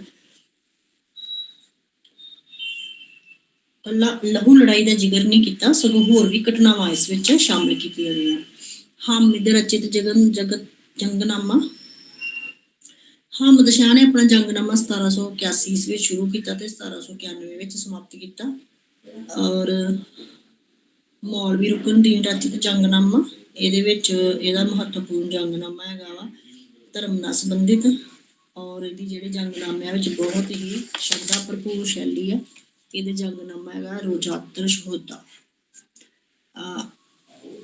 ਕਹਿੰਦਾ ਜੇਕਰ ਅਸੀਂ ਇਹਦਾ ਸਿੱਟਾ ਕੱਢੀਏ ਤਾਂ ਅਸੀਂ ਇਹ ਕਹਿ ਸਕਦੇ ਹਾਂ ਕਿ ਇਮਾਮ ਹੁਸੈਨ ਦਾ ਜੰਗਨਾਮਾ ਸਭ ਤੋਂ ਪ੍ਰਸਿੱਧ ਹੋਇਆ, ਔਰ ਪੰਜਾਬ ਦੀ ਜਨਤਾ ਦਾ ਸੱਭਿਆਚਾਰਕ ਤੌਰ ਤੇ ਘੱਟ ਸੰਬੰਧਿਤ ਹੋਣ ਕਾਰਨ ਇਹ ਬਹੁਤ ਹਰਮਨ ਪਿਆਰੇ ਨਹੀਂ ਹੋ ਸਕੇ। ਨੈਕਸਟ ਆ ਜਾਓ ਤੁਸੀਂ ਦੂਜਾ ਖੰਡ ਵੀਰ ਕਾਵਿ ਧਾਰਾ ਦਾ। ਸਿੱਖ ਰਾਜ ਦੀ ਸਥਾਪਨਾ ਨਾਲ ਪੰਜਾਬ ਵਿੱਚ ਅਮਨ ਕਾਇਮ ਹੋ ਗਿਆ। ਜੇ ਇਸ ਕਾਲ ਵਿੱਚ ਕੁਝ ਯੁੱਧ ਹੋਏ ਤਾਂ ਉਹ ਕਾਲ ਮਹਾਰਾਜਾ ਰਣਜੀਤ ਸਿੰਘ ਦੁਆਰਾ ਰਾਜ ਦੇ ਵਿਸਤਾਰ ਲਈ ਕੀਤੇ ਗਏ।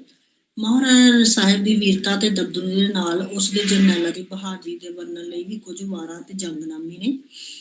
ਕਹਿੰਦਾ ਸੋਢੀਆਂ ਦੀ ਵਾਰ ਇਹ ਜਿਹੜੀ ਆ ਭਾਈ ਰਾਮ ਸਿੰਘ ਦੀ ਵਾਰ ਆ, ਜੋ ਆਨੰਦਪੁਰ ਦੇ ਸੋਢੀ ਸੁਰਜਨ ਸਿੰਘ ਸ਼ਰਧਾਲੂ ਤੇ ਨੌਕਰ ਸੀਗਾ। ਉਹਦਾ ਸ਼ਰਧਾਲੂ ਵੀ ਸੀ ਔਰ ਨੌਕਰ ਵੀ ਸੀ। ਇਸ ਵਾਰ ਵਿੱਚ ਕੁੱਲ 38 ਪੌੜੀਆਂ, ਪਰ ਪੌੜੀਆਂ ਦੀ ਗਿਣਤੀ ਇੱਕ ਸਮਾਨ ਨਹੀਂ ਹੈ। 9 ਤੋਂ ਲੈ ਕੇ 19 ਤੱਕ ਤੁਕਾਂ ਮਿਲਦੀਆਂ ਹਨ। ਤੁਕਾਂ ਅੰਤ ਤੇ ਮੇਲ ਖਾਂਦਾ ਹੈ, ਪਰ ਪੌੜੀ ਦੇ ਨਿਸ਼ਾਨੇ ਛੰਦ ਵਾਂਗ ਨਹੀਂ, ਸਗੋਂ ਬਿਆਨ ਦੀ ਧਾਰਨਾ ਉੱਤੇ। ਉਸ ਤੋਂ ਬਾਅਦ ਭਾਈ ਗੁਰਦਾਸ ਦੀਆਂ ਵਾਰਾਂ, ਚੰਡੀ ਦੀ ਵਾਰ ਦਾ ਕਾਫੀ ਪ੍ਰਭਾਵ ਹੈ। ਜੰਗਨਾਮਾ ਸਰਦਾਰ ਹਰੀ ਸਿੰਘ, ਇਹ ਰਾਮਦਿਆਲ ਦੀ ਰਚਨਾ, ਔਰ ਜੋ ਕਿ ਜਾਤ ਦਾ ਖੱਤਰੀ ਆ, ਨਵੇਂ ਸ਼ਹਿਰ ਦਾ ਸੀ। ਇਸ ਵਾਰ ਵਿੱਚ ਕਵੀ ਨੇ ਸਰਦਾਰ ਨਲਵੇ ਦੀ ਜਮਰੂਦ ਵਾਲੀ ਲੜਾਈ, ਉਸ ਦੀ ਮ੍ਰਿਤਿੂ, ਮਹਾਰਾਜੇ ਤੇ ਉਸਦਾ ਅਸਰ, ਸਰਦਾਰ ਦੀ ਬਹਾਦਰੀ ਅਤੇ ਰਾਜ ਪ੍ਰਬੰਧ ਦੀ ਪ੍ਰਸ਼ੰਸਾ ਕੀਤੀ ਹੈ। ਇਹਦਾ ਜਿਹੜਾ ਜੰਗਨਾਮਾ ਬੈਂਤ ਛੰਦ ਵਿੱਚ ਲਿਖਿਆ ਗਿਆ, ਔਰ ਇਹਦੇ ਜੰਗਨਾਮੇ ਦੀ ਜਿਹੜੀ ਬੋਲੀ ਸਰਲ ਅਤੇ ਠੇਠ ਫਾਰਸੀ ਦਾ ਪ੍ਰਭਾਵ ਵੀ ਹੈਗਾ। ਨੈਕਸਟ ਆ ਜੋ ਸ਼ੇਰਫੀ ਗੁਰੂ ਖਾਲਸੇ ਸ਼ਾਹ ਦੀ। ਕਹਿੰਦਾ ਇਹ ਹਾਕਮ ਸਿੰਘ ਦਰਵੇਸ਼ ਦੀ ਰਚਨਾ, ਜੋ ਕਿ ਲੁਧਿਆਣੇ ਜ਼ਿਲ੍ਹੇ ਦਾ ਰਾਏਪੁਰ ਕਸਬੇ ਦਾ ਰਹਿਣ ਵਾਲਾ ਸੀ। ਇਹਦੀ ਸ਼ੇਰਫੀ ਵਿੱਚ ਮਹਾਰਾਜਾ ਰਣਜੀਤ ਸਿੰਘ ਦੀਆਂ ਉਦੋਂ ਤੱਕ ਦੀਆਂ ਜਿੱਤਾਂ ਦਾ ਵਰਣਨ ਮਿਲਦਾ। ਬੈਂਤ ਸ਼ਬਦ ਵਿੱਚ ਲਿਖੀਆਂ ਗਈਆਂ ਸ਼ੇਰਫੀਆਂ ਕਈ ਥਾਵਾਂ ਤੇ ਦੁਕਾਨਤ ਵੀ ਹੈ। ਵਾਰ ਸਰਦਾਰ ਹਰੀ ਸਿੰਘ ਨਲਵਾ, ਇਹ ਵਾਰ ਦੀ ਰਚਨਾ ਜਿਹੜੀ ਸਭ ਤੋਂ ਪ੍ਰਸਿੱਧ ਰਚਨਾ ਸੀ। ਇਹ ਸਰਦਾਰ ਹਰੀ ਸਿੰਘ ਦੀ ਜਮਰੂਦ ਵਾਲੀ ਲੜਾਈ ਦਾ ਵਰਣਨ, ਕਵੀ ਦੀ ਨਲਵੇ ਸਰਦਾਰ ਪ੍ਰਤੀ ਅਗਾਧ ਸ਼ਰਧਾ ਇਸਨੇ ਬੜੀ ਭਾਵਨਾ ਮਈ ਸ਼ੈਲੀ ਵਿੱਚ ਪੇਸ਼ ਕੀਤੀ ਹੈ। ਬੈਂਤਾ ਸ਼ੇਰ ਸਿੰਘ ਕੀ ਆ? ਇਹ ਜਿਹੜਾ ਕਵੀ ਨਿਹਾਲ ਸਿੰਘ ਦੀ ਰਚਨਾ, ਨਿਹਾਲ ਸਿੰਘ ਕੌਣ ਸੀ ਇਸ ਬਾਰੇ ਕੋਈ ਖਾਸ ਜਾਣਕਾਰੀ ਨਹੀਂ ਮਿਲਦੀ, ਔਰ ਇਹ ਪਰ ਲਾਹੌਰ ਦਰਬਾਰ ਦੇ ਬਹੁਤ ਨੇੜੇ ਸੀ, ਔਰ ਮਹਾਰਾਜਾ ਸ਼ੇਰ ਸਿੰਘ ਅਤੇ ਕੰਵਰ ਪ੍ਰਤਾਪ ਦਾ ਸਾਰਾ ਸਾਕਾ ਆਪਣੀ ਅੱਖੀ ਦੇਖਿਆ। ਇਸ ਰਚਨਾ ਵਿੱਚ ਸੰਧਾਵੀ ਸਰਦਾਰ ਅਜੀਤ ਸਿੰਘ ਅਤੇ ਲਹਿਣਾ ਸਿੰਘ ਦੁਆਰਾ ਸ਼ੇਰ ਸਿੰਘ ਅਤੇ ਪ੍ਰਤਾਪ ਸਿੰਘ ਦੇ ਕਤਲ ਕੀਤੇ ਜਾਣ ਦੀ ਘਟਨਾ ਦਾ ਜ਼ਿਕਰ ਮਿਲਦਾ ਇਹਦੇ ਵਿੱਚ। ਬੈਂਤਾ ਸ਼ੇਰ ਸਿੰਘ ਕੀ ਕਵੀ ਨੇ ਇਸ ਰਚਨਾ ਨੂੰ ਸ਼ੇਰਫੀ ਕਾਵਿ ਰੂਪ ਵਿੱਚ ਬਿਆਨ ਕੀਤਾ, ਅਤੇ ਇਸ ਦੇ ਕੁੱਲ ਉਪਬੰਧ ਹਨ। ਹਰ ਬੰਦ ਵਿੱਚ 4-4 ਤੁਕਾਂ ਨੇ। ਨੈਕਸਟ ਆ ਸਿੱਖ ਰਾਜ ਦੇ ਦੁਖਾਂਤ ਸੰਬੰਧੀ ਲਿਖੀ। ਕਹਿੰਦਾ ਕਿ ਜਦੋਂ ਮਹਾਰਾਜਾ ਰਣਜੀਤ ਸਿੰਘ ਤੋਂ ਬਾਅਦ ਜਿਹੜੇ ਉਹਦੇ ਗੱਦੀ ਦੇ ਵਾਰਸ ਸੀਗੇ, ਉਹ ਬਹੁਤ ਅਯੋਗ ਸੀਗੇ, ਗੱਦੀ ਨੂੰ ਸੰਭਾਲ ਨਾ ਸਕੇ। ਉਹਨਾਂ ਦਾ ਆਪਸ ਵਿੱਚ ਵੈਰ ਵਿਰੋਧ ਪੈ ਗਿਆ, ਔਰ ਰਾਣੀ ਜਿੰਦਾਂ ਨੂੰ ਅੰਗਰੇਜ਼ਾਂ ਦੀ ਮਦਦ ਲੈਣੀ ਪਈ। ਭਾਵੇਂ ਕਿਸੇ ਦਾਅ ਵਿੱਚ ਬੈਠੇ ਵਿਉਂਤਾ ਘਟ ਰਹੇ ਸੀ, ਆਖਰ ਅੰਗਰੇਜ਼ਾਂ ਤੇ ਸਿੰਘਾਂ ਦੀ ਲੜਾਈ ਹੋਈ, ਜਿਸ ਵਿੱਚ ਸਿੰਘ ਹਾਰ ਕੇ, ਔਰ ਮਹਾਰਾਜਾ ਰਣਜੀਤ ਸਿੰਘ ਦੀ ਮ੍ਰਿਤੂ ਤੋਂ ਲੈ ਕੇ ਅੰਗਰੇਜ਼ਾਂ ਦੀਆਂ ਲੜਾਈਆਂ ਦੇ ਹਾਰ ਅਤੇ ਦੁਖਾਂਤ ਨੂੰ ਇਹਦੇ ਵਿੱਚ ਪੇਸ਼ ਕੀਤਾ। ਜੰਗਨਾਮਾ ਸਿੰਘਾਂ ਅਤੇ ਫਰੰਗੀਆਂ ਦਾ, ਸੇਮ ਪਿਓ ਦੇ ਵਿੱਚ ਸਿੰਘਾਂ ਅਤੇ ਫਰੰਗੀਆਂ ਦੀ ਲੜਾਈਆਂ ਹੋਈਆਂ ਸੀ, ਔਰ ਇਹਨਾਂ ਦੇ ਵਿੱਚ ਜਿਹੜੀ ਆ ਅੰਗਰੇਜ਼ਾਂ ਦੇ ਨਾਲ 2 ਲੜਾਈਆਂ ਹੋਈਆਂ, ਇੱਕ 1845 ਲੈ ਕੇ 46 ਤੱਕ, ਔਰ ਇੱਕ 1848 ਤੱਕ 49 ਤੱਕ। ਇਹਦੇ ਵਿੱਚ 105 ਬੰਦ ਨੇ। ਇਹ ਵੀ ਜੰਗਨਾਮਾ। ਨੈਕਸਟ ਆ ਜੋ ਜੰਗ ਸਿੰਘਾਂ ਤੇ ਫਰੰਗੀਆਂ ਦਾ, ਸੇਮ ਜੰਗਨਾਮਾ ਸਿੰਘਾਂ ਤੇ ਫਰੰਗੀਆਂ ਦੇ ਵਿੱਚ ਲੜਾਈ ਹੋਈ, ਉਹਦਾ ਵੇਰਵਾ। ਇਸਲਾਮੀ ਜੰਗਨਾਮੇ, ਇਹਦੇ ਵਿੱਚ ਇਸਲਾਮ ਧਰਮ ਦੇ ਮੁਖੀਆਂ ਨਾਲ ਸੰਬੰਧਿਤ ਨੇ। ਇਹਦੇ ਵਿੱਚ ਮੁਹੰਮਦ ਬਖਸ਼ ਦਾ ਲਿਖਿਆ ਜੰਗਨਾਮਾ, ਉਮਰ ਹਾਤਮ ਅਲੀ ਦਾ ਰਚਿਆ ਜੰਗਨਾਮਾ, ਇਮਾਮ ਅਲੀ ਅਹਿਮਦ ਉਜਾਰ ਦੇ ਲਿਖੇ ਜੰਗ ਬਦਰ ਤੇ ਜੰਗ ਉਹਦ, ਜੰਗ ਖੰਦਕ ਆਦਿ। ਇਹਦੇ ਵਿੱਚ ਵੀ ਅੰਗਰੇਜ਼ਾਂ ਤੇ ਸਿੰਘਾਂ ਦੀਆਂ ਲੜਾਈਆਂ ਦਾ ਵੇਰਵਾ। ਤੀਜਾ ਖੰਡ ਵੀਰ ਕਾਵਿ ਧਾਰਾ। ਤੀਜੇ ਖੰਡ ਵਿੱਚ ਸਿਰਫ ਉਹਨਾਂ ਨੇ ਜਾਣਕਾਰੀ ਦਿੱਤੀ ਹੈ ਕਿ ਇਸ ਕਾਲ ਵਿੱਚ ਬਹੁਤ ਸਾਰਾ ਵੀਰ ਭਾਵਨਾ ਦਾ ਸੰਚਾਰ ਹੋਇਆ। ਇਸ ਵਿੱਚ ਮਲਤਾਨ ਦੀ ਵਾਰ ਲਿਖੀ ਗਈ, ਔਰ ਇਹ ਉਸ ਸਮੇਂ ਦੀ ਅੰਗਰੇਜ਼ਾਂ ਦੀ ਆਖਰੀ ਲੜਾਈ ਸੀ ਸਿੱਖਾਂ ਨਾਲ, ਉਹਦਾ ਵਰਣਨ ਕੀਤਾ ਗਿਆ। ਬਸ ਇੰਨਾ ਹੀ ਇਹਦੇ ਵਿੱਚ। ਉਸ ਤੋਂ ਇਲਾਵਾ ਜੰਗਨਾਮਾ ਕਾਦਲ ਕੰਧਾਰ, ਜੰਗਨਾਮਾ ਜੰਗ ਮੁਹਿੰਮ ਚਿਤਰਾਲ, 12 ਮਾਹ ਜੰਗ ਚਿਤਰਾਲ, ਇਹ ਸਾਰੀਆਂ ਰਚਨਾਵਾਂ ਇਹਦੇ ਵਿੱਚ ਮਿਲਦੀਆਂ। ਅੱਗੇ ਆ ਗਿਆ ਵਾਰਤਕ ਧਾਰਾ ਦਾ ਪਹਿਲਾ ਖੰਡ। ਵਾਰਤਕ ਧਾਰਾ ਦੇ ਵਿੱਚ ਪਹਿਲਾ ਹੈਗਾ ਜਨਮ ਸਾਖੀਆਂ। ਉਸ ਤੋਂ ਬਾਅਦ ਜਨਮ ਸਾਖੀਆਂ ਜਿਹੜੀਆਂ ਨੇ ਗੁਰੂ ਨਾਨਕ ਦੇਵ ਜੀ ਦੇ ਜੀਵਨ ਦੀਆਂ ਨੇ, ਔਰ ਗੁਰੂ ਨਾਨਕ ਦੇਵ ਜੀ ਦੇ ਅਧਿਆਤਮਕ ਦਾ ਬਿਰਤਾਂਤ ਨੇ। ਭਾਈ ਮਨੀ ਸਿੰਘ ਦੀਆਂ ਜਨਮ ਸਾਖੀ। ਕਹਿੰਦਾ ਇਹ ਸਾਖੀ ਦਾ ਆਧਾਰ ਭਾਈ ਗੁਰਦਾਸ ਦੀ ਪਹਿਲੀ ਵਾਰ ਗਿਆਨ ਰਤਨਾਵਲੀ ਹੈ। ਇਸ ਜਨਮ ਸਾਖੀ ਦਾ ਇੱਕ ਨਾਂ ਗਿਆਨ ਰਤਨਾਵਲੀ ਵੀ ਪ੍ਰਸਿੱਧ ਹੈ। ਇਹ ਰਚਨਾ ਭਾਈ ਸਿੰਘ ਦੇ ਨਾਂ ਤੇ ਪ੍ਰਸਿੱਧ ਹੈ। ਭਾਈ ਮਣੀ ਸਿੰਘ ਸਿੱਖ ਜਗਤ ਵਿੱਚ ਮਹੱਤਵਪੂਰਨ ਸਥਾਨ ਹੈ। ਇਸ ਦੀ ਰਚਨਾ ਕਾਲ 1730 ਤੋਂ ਲੈ ਕੇ 1735 ਆ। ਔਰ ਇਸ ਵਿੱਚ ਕੁੱਲ ਮਿਲਾ ਕੇ 252 ਪ੍ਰਸੰਗ ਜਾਂ ਸਾਖੀਆਂ ਨੇ। ਨੈਕਸਟ ਆ ਜਾਓ ਤੁਸੀਂ ਸਾਖੀਆਂ ਤੇ ਪਰਚੀਆਂ, ਸਿੱਖਾਂ ਦੀ ਭਗਤਮਾਲਾ। ਭਾਈ ਮਨੀ ਸਿੰਘ ਦੇ ਨਾਲ ਸੰਬੰਧਿਤ ਦੂਜੀ ਮਹੱਤਵਪੂਰਨ ਰਚਨਾ ਸਿੱਖਾਂ ਦੀ ਭਗਤਮਾਲਾ, ਇਹਨੂੰ ਕਹਿੰਦੇ ਸਾਖੀ। ਔਰ ਇਹਨੂੰ ਭਗਤ ਰਤਨਾਵਲੀ ਦਾ ਨਾਮ ਵੀ ਦਿੱਤਾ ਗਿਆ। ਇਹ ਗੁਰਦਾਸ ਦੀ 11ਵੀਂ ਵਾਰ ਹੈ ਔਰ ਇਹਦੇ ਵਿੱਚ ਸਿੱਖਾਂ ਦਾ ਉਲੇਖ ਹੋਇਆ। ਇਸ ਵਿੱਚ ਸਭ ਨਾਲੋਂ ਅਧਿਕ ਗੁਰੂ ਅਰਜਨ ਦੇਵ ਜੀ ਨੇ ਸਿੱਖ 209, ਬਾਕੀਆਂ ਵਿੱਚੋਂ ਪਹਿਲੇ ਗੁਰੂ 21, ਦੂਜੇ ਦੇ 15 ਅਤੇ 11, ਚੌਥੇ ਨੇ 20 ਅਤੇ 6ਵੇਂ ਨੇ 37 ਸਿੱਖ ਹਨ। ਨੈਕਸਟ ਆ ਜਾਓ ਪਰਚੀ ਭਾਈ ਕਨਈਆ। ਕਹਿੰਦਾ ਪਰਚੀ ਭਾਵ ਸਾਖੀ। ਪਰਚੀ ਸ਼ਬਦ ਇੱਕ ਅਜਿਹੇ ਵਾਰ ਅਨੇਕ ਸਾਖੀਆਂ ਦੇ ਸੰਗ੍ਰਹਿ ਦਾ ਸੂਚਕ ਹੈ, ਜਾਣੀ ਕਿ ਜਦੋਂ ਜ਼ਿਆਦਾ ਕਾਫੀਆਂ ਦਾ ਲਿਖੀਆਂ ਜਾਣ ਨਾ ਤੇ ਉਹਨੂੰ ਆਪਾਂ ਪਰਚੀ ਕਹਿੰਦੇ ਹਾਂ। ਇਹਦਾ ਮਤਲਬ ਇਹ ਆ। ਔਰ ਇਹਦੇ ਵਿੱਚ ਭਾਈ ਸਹਿਜ ਰਾਮ ਦੀ ਲਿਖੀ ਹੱਥਲੀ ਪਰਚੀ ਸੇਵਾ ਪੰਥ ਦੇ ਮੋਢੀ ਕਨਈਏ ਦੇ ਜੀਵਨ ਨੂੰ ਚਿੱਤਰਦੀ ਹੈ। ਅੱਗੇ ਹੈਗਾ ਪਰਚੀ ਪਾਤਸ਼ਾਹੀ 10ਵੀਂ, 18ਵੀਂ ਸਦੀ ਦੇ ਪਹਿਲੇ ਅੱਧ ਵਿੱਚ ਲਿਖੀ। ਇਸ ਵਿੱਚ ਕੁੱਲ 50 ਸਾਖੀਆਂ ਹਨ, ਜਿਨ੍ਹਾਂ ਵਿੱਚ 8 ਸਾਖੀਆਂ ਦਾ ਸੰਬੰਧ ਪਹਿਲੇ 8 ਗੁਰੂਆਂ ਨਾਲ ਹੈ, 4 9ਵੇਂ ਗੁਰੂ ਜੀ ਦੇ ਉੱਤੇ ਪ੍ਰਕਾਸ਼ ਪਾਉਂਦੀਆਂ ਔਰ ਬਾਕੀ 10ਵੇਂ ਗੁਰੂ ਜੀ ਦੇ ਉੱਤੇ। ਨੈਕਸਟ ਆ ਜਾਓ ਟੀਕੇ। 18ਵੀਂ ਸਦੀ ਵਿੱਚ ਵਾਰਤਕ ਦਾ ਇੱਕ ਹੋਰ ਪ੍ਰਮੁੱਖ ਵਰਗ ਹੈ ਟੀਕਿਆਂ ਦਾ। ਇਹ ਟੀਕੇ ਮੁੱਖ ਤੌਰ ਤੇ ਗੁਰਬਾਣੀ ਦੀਆਂ ਕੁਝ ਕੁ ਚੋਣਵੀਆਂ ਰਚਨਾਵਾਂ ਦੇ ਹਨ। ਇਹਨਾਂ ਦੇ ਲਿਖਣ ਦੀ ਪਿਰਤ ਗੁਰੂ ਅਰਜਨ ਦੇਵ ਜੀ ਦੇ ਭਤੀਜੇ ਸੋਢੀ ਪਹਿਲਵਾਨ ਦੀ ਲਿਖੀ ਹੈ ਔਰ ਜਨਮ ਸਾਖੀ ਸ੍ਰੀ ਗੁਰੂ ਨਾਨਕ ਦੇਵ ਜੀ ਤੋਂ ਪੈ ਗਈ।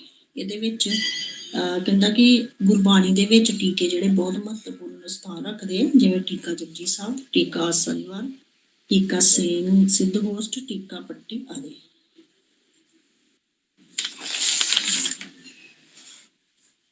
ਉਠਾਨਿਕਾ। ਕਹਿੰਦਾ ਕਿ ਇਹਨਾਂ ਉਠਾਨਿਕਾਵਾਂ ਦਾ ਮੁੱਖ ਰੂਪ ਵਿੱਚ ਸੰਬੰਧ ਗੁਰਬਾਣੀ ਨਾਲ ਹੈ ਔਰ ਟੀਕੇ ਜਾਂ ਪ੍ਰਮਾਰਥ ਤੋਂ ਇਹ ਵੱਖਰੇ ਹੁੰਦੇ ਨੇ। ਇਹ ਕਿਸੇ ਖਾਸ ਕਿਸਮ ਦੀ ਬਾਣੀ ਹੈ ਔਰ ਇਹਦੀ 18ਵੀਂ ਸਦੀ ਦੀਆਂ 2 ਉਠਾਨਿਕਾਵਾਂ ਅਣਛਪੇ ਰੂਪ ਵਿੱਚ ਮਿਲਦੀਆਂ ਨੇ, ਜੋ ਕਿ ਉਠਾਨਿਕਾਵਾਂ ਗੁਰੂ ਗ੍ਰੰਥ ਸਾਹਿਬ ਦੇ ਨਾਲ ਨਾਲ ਪ੍ਰਸਿੱਧ ਨੇ। ਰਹਿਤਨਾਮੇ ਤੋਂ ਭਾਵ ਸਿੱਖ ਧਰਮ ਦੀ ਮਰਿਆਦਾ ਨੂੰ ਇਹਦੇ ਵਿੱਚ ਚਿੱਤਰਿਆ ਗਿਆ ਵਾ, ਉਹਦਾ ਵਰਣਨ ਕੀਤਾ ਗਿਆ। ਕਹਿੰਦਾ ਕਿ ਇਹ ਗੁਰੂ ਗੋਬਿੰਦ ਸਿੰਘ ਜੀ ਦੇ ਤੋਂ ਹੀ ਇਹ ਜਿਹੜੀ ਪਰੰਪਰਾ ਚੱਲ ਪਈ। ਇਹਨਾਂ ਨੂੰ ਲਿਖਣ ਵਾਲੇ ਦਸ਼ਮ ਗੁਰੂ ਤੇ ਨਿਕਟਵਰਤੀ ਸਿੱਖ ਸਨ, ਜਿਨ੍ਹਾਂ ਨੂੰ ਸਿੱਖ ਮਰਿਆਦਾ ਦਾ ਠੀਕ ਤਰ੍ਹਾਂ ਗਿਆਨ ਸੀ। ਸਿਰਫ ਉਹਨਾਂ ਨੇ ਲਿਖਿਆ ਕਿਉਂਕਿ ਉਹਨਾਂ ਨੂੰ ਜ਼ਿਆਦਾ ਗਿਆਨ ਸੀ। ਹੁਕਮਨਾਮੇ, ਹੁਕਮ ਤੋਂ ਭਾਵ ਆਦੇਸ਼, ਫਰਮਾਇਸ਼, ਨਾਮ ਦਾ ਅਰਥ ਹੈ ਪੱਤਰ, ਚਿੱਠੀ। ਇਸ ਤਰ੍ਹਾਂ ਹੁਕਮਨਾਮੇ ਤੋਂ ਭਾਵ ਹੈ ਉਹ ਪੱਤਰ ਜਿਸ ਰਾਹੀਂ ਕੋਈ ਆਦੇਸ਼ ਜਾਂ ਫਰਮਾਇਸ਼ ਕੀਤੀ ਜਾਵੇ। ਸਿੱਖ ਗੁਰੂਆਂ ਵੱਲੋਂ ਜੋ ਆਦੇਸ਼ ਜਾਂ ਫਰਮਾਇਸ਼ਾਂ ਜਿਨ੍ਹਾਂ ਪੱਤਰਾਂ ਰਾਹੀਂ ਸਿੱਖਾਂ ਜਾਂ ਸ਼ਰਧਾਲੂਆਂ ਨੂੰ ਘੱਲੀਆਂ ਜਾਂਦੀਆਂ ਉਹਨਾਂ ਨੂੰ ਹੁਕਮਨਾਮੇ ਕਿਹਾ ਜਾਂਦਾ। ਜੇਕਰ ਕੁਐਸਚਨ ਹੁਕਮਨਾਮੇ ਕੀ ਅਨੁਵਾਦ। ਕਹਿੰਦਾ ਇਸ ਸਦੀ ਵਿੱਚ ਅਧਿਆਤਮਕ, ਸਮਾਜਿਕ, ਰਾਜਨੀਤਿਕ ਆਦਿ ਕਈ ਪ੍ਰਕਾਰ ਦੇ ਵਿਸ਼ਿਆਂ ਨਾਲ ਸੰਬੰਧਿਤ ਕੁਝ ਰਚਨਾ ਨੇ ਫਾਰਸੀ ਸੰਸਕ੍ਰਿਤੀ ਵਿੱਚ ਭਾਸ਼ਾਵਾਂ 'ਚ ਅਨੁਵਾਦ ਕੀਤਾ। ਇਹ ਅਨੁਵਾਦ ਸੇਵਾ ਪੰਥੀ, ਉਦਾਸੀ, ਨਿਰਮਲੇ ਸਾਧਾਂ ਯਤਨਾਂ ਦੇ ਫਲ ਸਨ ਔਰ ਪਾਰਸ਼ ਭਾਗ ਸਿੰਘਾਸਨਪਤੀ ਸੀ। ਇਹ ਸਾਰੇ ਅਨੁਵਾਦ ਸੀ। ਅੱਗੇ ਹੈਗਾ ਵਾਰਤਕ ਧਾਰਾ ਦੂਜਾ ਖੰਡ 1801 ਤੋਂ ਲੈ ਕੇ 1850। ਪਹਿਲਾ ਖੰਡ ਆਪਾਂ ਪੜ੍ਹ ਲਿਆ, ਹੁਣ ਦੂਜਾ ਖੰਡ ਤੇ ਆ ਗਏ ਆਪਾਂ।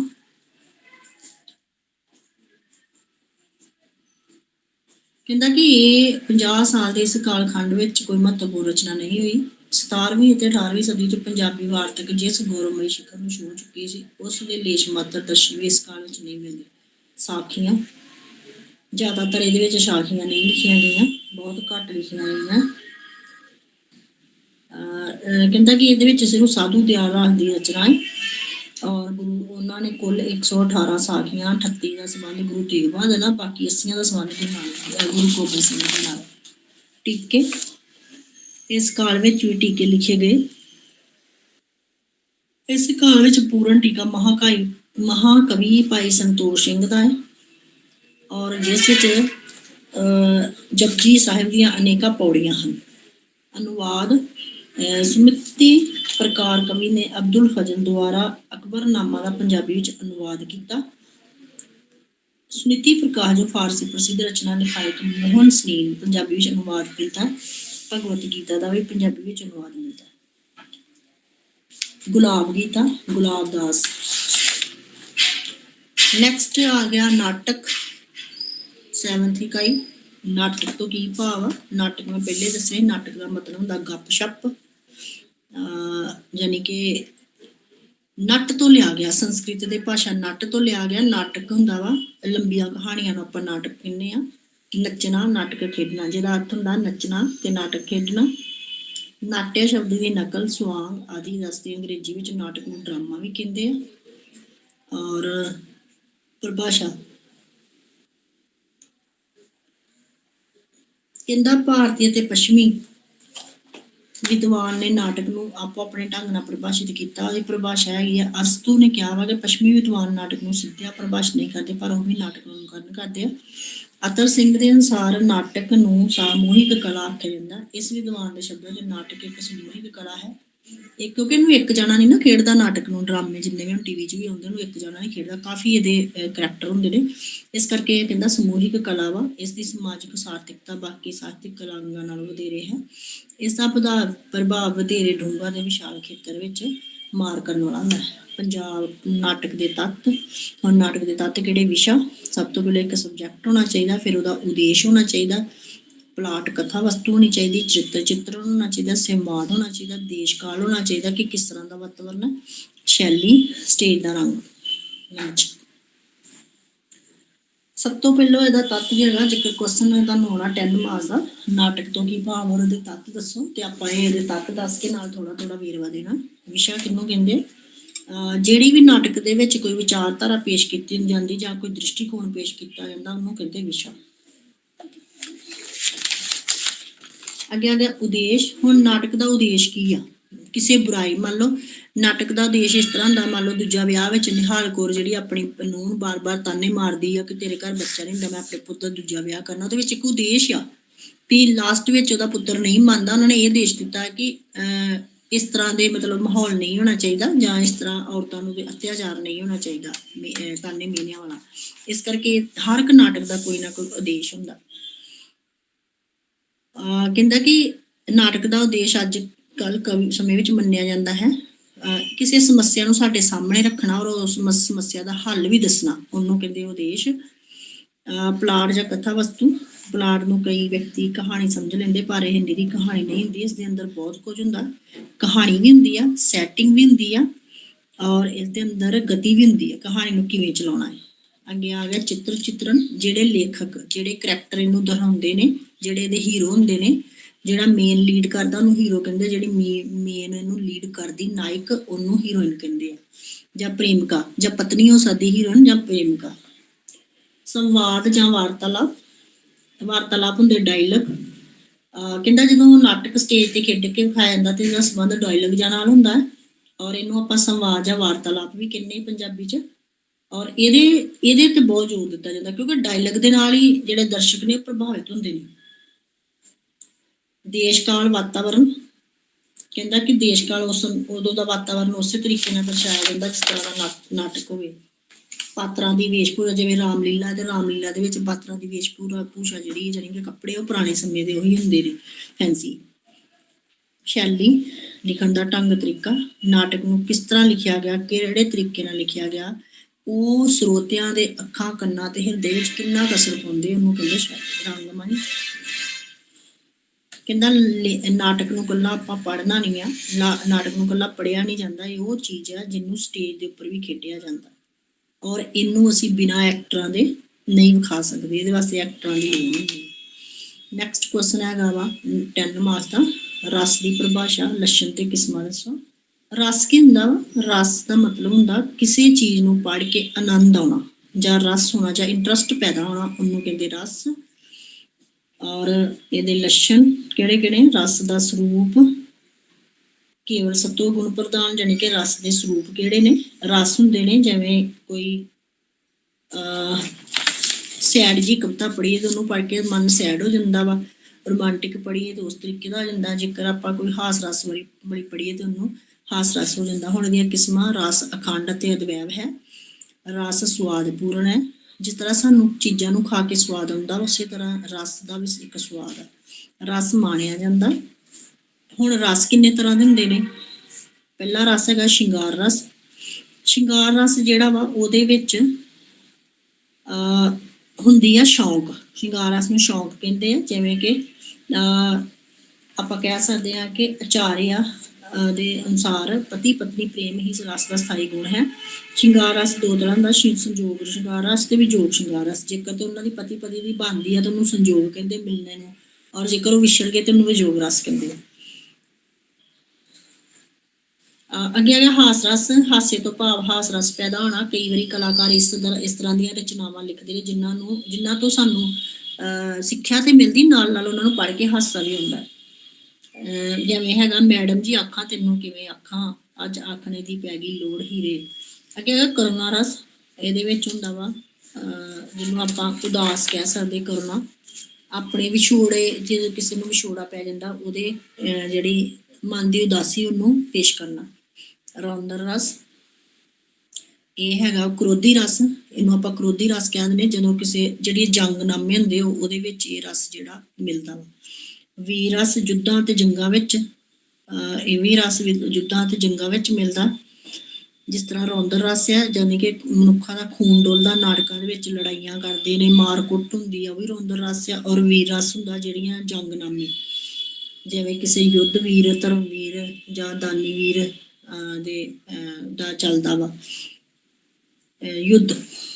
ਭਿਆਨਕ ਰਸ ਡਰਾਉਣਾ ਰਸ, ਜਿਹੜੀ ਕਿਸੇ ਚੀਜ਼ ਨੂੰ ਪੜ੍ਹ ਕੇ ਸੁਣ ਕੇ ਮਨ ਵਿੱਚ ਡਰ ਪੈਦਾ ਹੋ ਜਾਣਾ ਉਹਨੂੰ ਕਹਿੰਦੇ ਭਿਆਨਕ ਰਸ। ਜਿਵੇਂ ਸ਼ੇਰ ਸੱਪ ਦੀ ਭਿਆਨਕ, ਜਾਨਵਰਾਂ, ਘੋਰ ਜੰਗਲ, ਬਿਆਬਾਨ, ਭੂਤ ਪ੍ਰੇਤਾਂ ਦੀ ਕਲਪਨਾ, ਸ਼ਮਸ਼ਾਨ ਭੂਮੀ, ਦੁਸ਼ਮਣਾਂ ਦਾ ਖਿਆਲ ਆਦਿ, ਇਹ ਹੁੰਦਾ ਭਿਆਨਕ ਰਸ। ਇਹ ਇਹਦੇ ਰਸ ਸੀਗੇ। ਬੀਭਤਸ ਰਸ। ਬੀਭਤਸ ਰਸ ਹੁੰਦਾ ਕਿਸੇ ਨਾਲ ਈਰਖਾ ਕਰਨੀ, ਯਾਨੀ ਕਿ ਬੀਤਰਾ ਰਸ ਦਾ ਹੁੰਦਾ ਘ੍ਰਿਣਾ ਕਰਨੀ। ਜਿਵੇਂ ਕਿ ਮ੍ਰਿਤਕ, ਲੋਹ, ਸੜਾਂਤ, ਮਲ ਮੂਤਰ, ਹੱਡਾ ਰੋੜੀ, ਘਿਨਾਉਣੀਆਂ ਚੀਜ਼ਾਂ ਜਿਹਨਾਂ ਨੂੰ ਵੇਖ ਕੇ ਘ੍ਰਿਣਾ ਆਉਣੀ, ਮਨ ਪਿਚਕਣਾ ਜਿਹਨੂੰ ਵੇਖ ਕੇ, ਉਸ ਤਰ੍ਹਾਂ ਦੀਆਂ ਚੀਜ਼ਾਂ ਜਦੋਂ ਆਪਾਂ ਪੜ੍ਹਦੇ ਹਾਂ ਕਹਾਣੀਆਂ ਵਿੱਚ ਤਾਂ ਉਹਨਾਂ ਨੂੰ ਵੇਖ ਕੇ ਘ੍ਰਿਣਾ ਜਿਹੀ ਆਉਣੀ। ਅਦਭੁਤ ਰਸ ਹੈਰਾਨੀਜਨਕ ਰਸ, ਜਿਨ੍ਹਾਂ ਨੂੰ ਪੜ੍ਹ ਕੇ ਸਾਨੂੰ ਹੈਰਾਨੀ ਹੁੰਦੀ ਆ ਕਿ ਵਾਕਈ ਇਹ ਕੰਮ ਇਸ ਤਰ੍ਹਾਂ ਹੋ ਸਕਦਾ। ਸ਼ਾਂਤ ਰਸ, ਜਿਨ੍ਹਾਂ ਨੂੰ ਪੜ੍ਹ ਕੇ ਮਨ ਨੂੰ ਸ਼ਾਂਤੀ ਮਿਲਦੀ ਆ ਉਹਨੂੰ ਕਹਿੰਦੇ ਸ਼ਾਂਤ ਰਸ। ਉਹ ਰਚਨਾਵਾਂ ਜਿਨ੍ਹਾਂ ਨੂੰ ਪੜ੍ਹ ਕੇ ਮਨ ਨੂੰ ਸ਼ਾਂਤੀ ਮਿਲਦੀ ਉਹਨੂੰ ਕਹਿੰਦੇ ਸ਼ਾਂਤ ਰਸ। ਜਿਵੇਂ ਕਿ ਆਨੰਦ ਸਾਹਿਬ।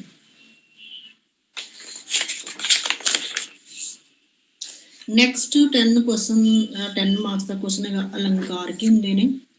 ਅਲੰਕਾਰ ਜਿਹੜੇ ਨੇ ਉਹ ਰਚਨਾਵਾਂ ਦੇ ਗਹਿਣੇ ਹੁੰਦੇ ਨੇ, ਔਰ ਸਾਹਿਤ ਨੂੰ ਸਜਾਉਣ ਵਾਸਤੇ ਇਹਨਾਂ ਦੀ ਬਹੁਤ ਜ਼ਿਆਦਾ ਜ਼ਰੂਰਤ ਹੁੰਦੀ ਆ।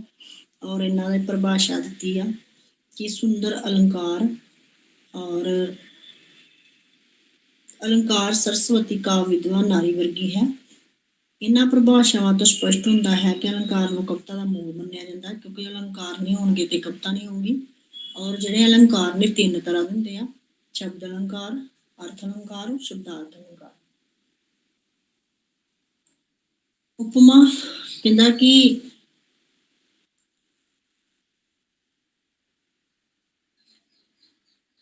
ਉਪਮਾ ਅਲੰਕਾਰ ਸਭ ਤੋਂ ਵੱਧ ਪ੍ਰਸਿੱਧ ਹੈ। ਅਸੀਂ ਕਵਿਤਾ ਵਿੱਚ ਅਤੇ ਕਵਿਤਾ ਤੋਂ ਬਾਹਰ ਵੀ ਆਮ ਗੱਲਬਾਤ ਵਿੱਚ ਕਈ ਵਾਰ ਉਪਮਾ ਅਲੰਕਾਰ ਵਾਲੇ ਤੁਕਾਂ ਜਾਂ ਤੁਕਾਂ ਨੂੰ ਬੋਲਦੇ, ਜਿਵੇਂ ਕੱਪੜਾ, ਦੁੱਧ, ਵਰਗਾ, ਚਿੱਟਾ ਆਦਿ। ਇਹ ਸਾਰੇ ਉਪਮਾ ਅਲੰਕਾਰ ਹੈ। ਉਪਮੇਯ, ਉਪਮਾਨ, ਸਾਂਝਾ ਗੁਣ, ਵਾਚਕ ਗੁਣ। ਪਰਿਭਾਸ਼ਾ, ਹੁਣ ਜਿਹੜੇ ਉਪਮਾਨਯੋਗ ਚੀਜ਼ ਹੁੰਦੀ ਆ ਔਰ ਹੋਰ ਮਿਲਦੀ ਚੀਜ਼ ਉਹਦੇ ਨਾਲ ਮਿਲਦੀ, ਉਹਦੇ ਗੁਣ ਆਪਸ ਵਿੱਚ ਸਾਂਝੇ ਮਿਲਦੇ ਕਿਸੇ ਦੋ ਚੀਜ਼ਾਂ ਦੇ, ਉਹਨੂੰ ਆਪਾਂ ਕਹਿੰਦੇ ਹਾਂ ਉਪਮਾ ਅਲੰਕਾਰ। ਉਹਨੂੰ ਕਹਿੰਦੇ ਹਾਂ ਰੂਪਕ ਅਲੰਕਾਰ। ਰੂਪਕ ਅਲੰਕਾਰ ਉਪਮਾ ਅਲੰਕਾਰ ਦੇ ਨਾਲ ਆਮ ਤੌਰ ਤੇ ਮਿਲਦੇ ਜੁਲਦੇ। ਰੂਪਕ ਅਲੰਕਾਰ ਵਿੱਚ ਦੋ ਵਸਤਾਂ ਦੀ ਤੁਲਨਾ ਕਰਕੇ ਦੋਹਾਂ ਵਿੱਚ ਇੱਕ ਸਾਂਝਾ ਗੁਣ ਦੱਸਿਆ ਜਾਂਦਾ। ਉਹਨਾਂ ਦੋਹਾਂ ਵਸਤਾਂ ਵਿੱਚ ਫਰਕ ਵੀ ਮਿਟ ਜਾਂਦਾ ਜੇਕਰ ਅਸੀਂ ਸਾਂਝਾ ਸ਼ਬਦ ਲੈ ਲਈਏ। ਔਰ ਪਰਿਭਾਸ਼ਾ,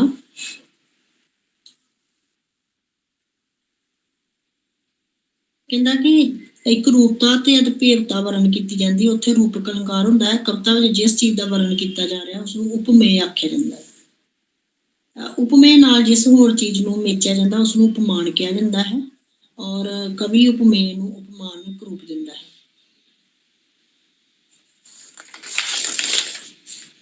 ਦ੍ਰਿਸ਼ਟਾਂਤ ਅਲੰਕਾਰ। ਦ੍ਰਿਸ਼ਟਾਂਤ ਦਾ ਅਰਥ ਹੁੰਦਾ ਹੈ ਨਮੂਨਾ, ਸਬੂਤ ਕਿਸੇ ਚੀਜ਼ ਦਾ ਦੇਣਾ। ਜਦੋਂ ਕਵੀ ਆਪਣੀ ਕਵਿਤਾ ਵਿੱਚ ਆਪਣੇ ਕਿਸੇ ਵਿਸ਼ੇ ਨੂੰ ਸਮਝਾਉਣ ਲਈ ਆਮ ਜੀਵਨ ਤੇ ਪ੍ਰਕਿਰਤੀ ਵਿੱਚੋਂ ਕੁਝ ਅਜਿਹੀ ਮਿਸਾਲ ਜਾਂ ਉਦਾਹਰਨ ਚੁਣ ਕੇ ਬਰਾਬਰ ਰੱਖ ਦਿੰਦਾ ਹੈ ਜਿਸ ਵਿੱਚ ਵਰਣਨ ਕੀਤੇ ਜਾ ਰਹੇ ਵਿਸ਼ੇ ਮਿਲਦੇ ਜੁਲਦੇ ਗੁਣ ਜਾਂ ਹੋਰ ਸਮਾਨਤਾਵਾਂ ਹਨ ਤਾਂ ਉਸਨੂੰ ਦ੍ਰਿਸ਼ਟਾਂਤ ਕਿਹਾ ਜਾਂਦਾ ਹੈ, ਯਾਨੀ ਕਿ ਕਿਸੇ ਐਗਜ਼ਾਮਪਲ ਨੂੰ ਦੇਣਾ। ਇਹਦੀ ਪਰਿਭਾਸ਼ਾ ਕਿਸੇ ਪ੍ਰਸੰਗ ਜਾਂ ਦਾ ਪੂਰਾ ਗਿਆਨ ਕਰਾਉਣ ਲਈ ਕਿਸੇ ਸਮਾਨ ਗੁਣ ਵਾਲੀ ਚੀਜ਼ ਦੀ ਉਦਾਹਰਨ ਦੇਣਾ ਦ੍ਰਿਸ਼ਟਾਂਤ ਅਲੰਕਾਰ ਹੈ। ਜਿਵੇਂ ਕਿ ਉਹਨਾਂ ਲਿਖਿਆ, ਸਤਿਗੁਰੂ ਨਾਨਕ ਪ੍ਰਗਟਿਆ ਮਿਟੀ ਧੁੰਦ ਜਗ ਚਾਨਣ ਹੋਇਆ, ਜਿਉ ਘਰ ਸੂਰਜ ਨਿਕਲਿਆ ਤਾਰੇ ਛਪੇ ਅੰਧੇਰ ਪਲੋਆ। ਨੈਕਸਟ ਨੰਬਰ 4 ਅਤੀ ਕਥਨੀ ਅਲੰਕਾਰ। ਇਹਦੇ ਵਿੱਚ ਦੋ ਸ਼ਬਦਾਂ ਦੇ ਮੇਲ ਤੇ ਬਣਿਆ, ਇੱਕ ਅਤੀ ਇੱਕ ਕਥਨੀ, ਔਰ ਇਹਨਾਂ ਦਾ ਅਰਥ ਹੈਗਾ ਵਾ ਅਤਿਅੰਤ ਵਧਾ ਚੜਾ ਕੇ ਕੋਈ ਗੱਲ ਕਰਨੀ, ਮਸਾਲਾ ਲਾ ਕੇ ਕੋਈ ਗੱਲ ਕਰਨੀ, ਉਹਨੂੰ ਕਹਿੰਦੇ ਅਤੀ ਕਥਨੀ। ਪਰਿਭਾਸ਼ਾ ਬਹੁਤ ਵਧਾ ਚੜਾ ਕੇ ਬਿਆਨ ਕਰਨ ਦੀ ਕਵੀ ਰੀਤ ਨੂੰ ਅਤੀ ਕਥਨੀ ਅਲੰਕਾਰ ਕਿਹਾ ਜਾਂਦਾ ਹੈ। ਅਨੁਪ੍ਰਾਸ ਅਲੰਕਾਰ।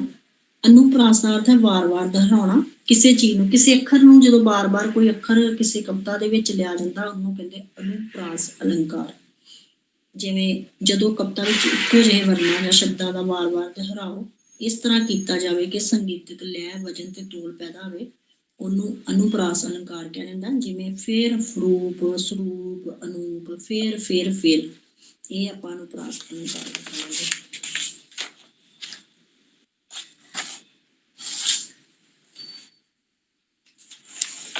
ਨੈਕਸਟ ਇਹ ਕਹਿੰਦਾ ਕਿ ਉੱਪਰ ਦਿੱਤੀਆਂ ਕਾਵਿ ਸਤਰਾਂ ਦੇ ਵਿੱਚ ਰੂਪ, ਅਨੂਪ ਆਏ, ਉਪ ਸ਼ਬਦਾਂਤ 3 ਦੁਹਰਾਏ ਗਏ ਹਨ। ਇਸੇ ਤਰ੍ਹਾਂ ਹੋਸ਼, ਬੇਹੋਸ਼, ਮਦਹੋਸ਼, ਇਸ ਵਿੱਚ ਹੋਸ਼ ਸ਼ਬਦਾਂਸ਼ ਜਿਹੜਾ ਵਾ 3 ਵਾਰੀ ਦੁਹਰਾਇਆ ਗਿਆ ਵਾ। ਇਸ ਦੁਹਰਾਈ ਨਾਲ ਇੱਕ ਸੁਆਦਲਾ ਪੈਦਾ ਹੋ ਜਾਂਦੀ ਹੈ। ਇਹ ਅਨੁਪ੍ਰਾਸ ਅਲੰਕਾਰ ਦਾ ਨਮੂਨਾ ਹੈ। ਅਨੁਪ੍ਰਾਸ ਇੱਕ ਸ਼ਬਦ ਅਲੰਕਾਰ ਹੈ ਜੋ ਸ਼ਬਦ ਦੀ ਵਰਤੋਂ ਉੱਤੇ ਨਿਰਭਰ ਕਰਦਾ ਹੈ। ਜੇਕਰ ਉਪਰੋਕਤ ਉਦਾਹਰਨ ਵਿੱਚ ਰੂਪ ਦੀ ਥਾਂ ਸ਼ਕਲ ਦੀ ਵਰਤੋਂ ਕਰ ਲਈਏ ਅਤੇ ਸਰੂਪ ਦੀ ਥਾਂ ਸੋਹਣੇ ਦੀ ਵਰਤੋਂ ਸੋਹਣਾ ਰੱਖ ਲਈਏ ਤਾਂ ਅਨੁਪ੍ਰਾਸ ਅਲੰਕਾਰ ਦੀ ਰਚਨਾ ਨਹੀਂ ਹੋ ਸਕੇਗੀ। ਇਸ ਕਰਕੇ ਵਿਸ਼ੇਸ਼ ਸ਼ਬਦ ਦੀ ਵਰਤੋਂ ਨਾਲ ਹੀ ਅਨੁਪ੍ਰਾਸ ਦੀ ਸਿਰਜਣਾ ਹੈ।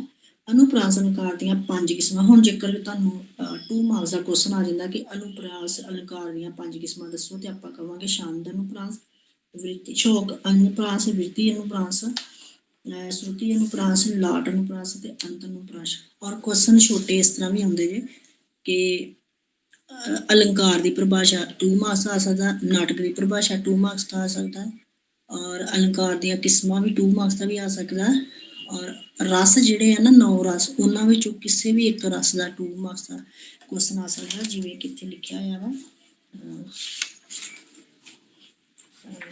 ਰੌਂਦਰ ਰਸ, ਮੰਨ ਲਓ ਉਹਨਾਂ ਲਿਖਿਆ ਕਿ ਰੌਂਦਰ ਰਸ ਤੋਂ ਕੀ ਭਾਵ ਆ, 2 ਮਾਰਕਸ ਦਾ ਕੁਐਸਚਨ।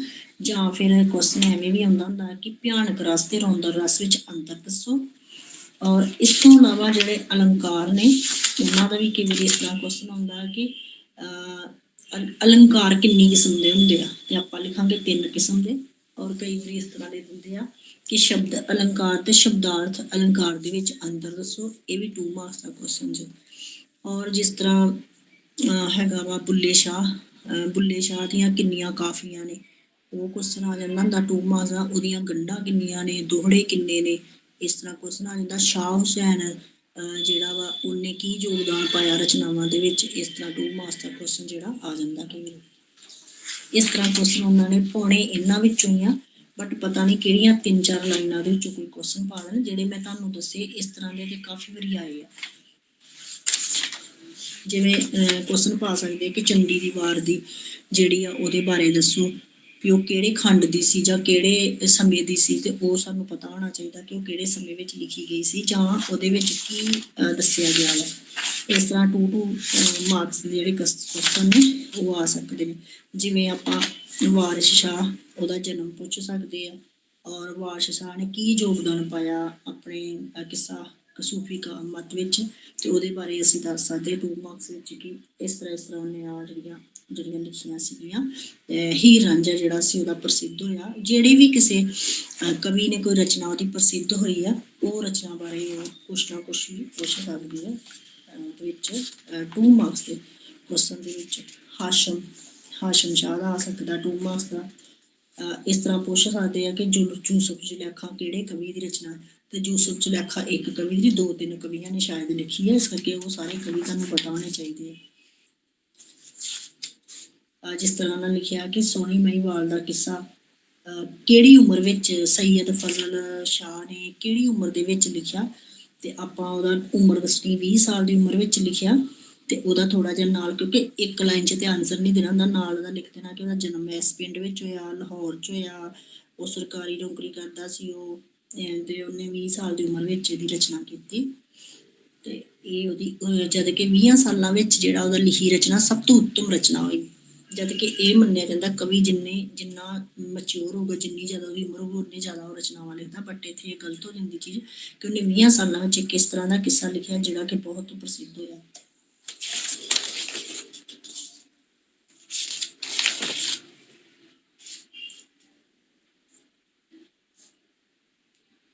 ਕੁਐਸਚਨ ਜਿਵੇਂ ਇਸ ਤਰ੍ਹਾਂ ਵੀ ਆ ਸਕਦਾ ਕਿ ਅਲੀ ਹੈਦਰ ਕੌਣ ਸੀ, ਤੇ ਆਪਾਂ ਉਹਦੇ ਬਾਰੇ ਸਾਨੂੰ ਥੋੜਾ ਪਤਾ ਹੋਣਾ ਚਾਹੀਦਾ ਕਿ ਅਲੀ ਹੈਦਰ ਜਿਹੜਾ ਸੀ ਸੂਫੀ ਕਵੀ ਸੀ।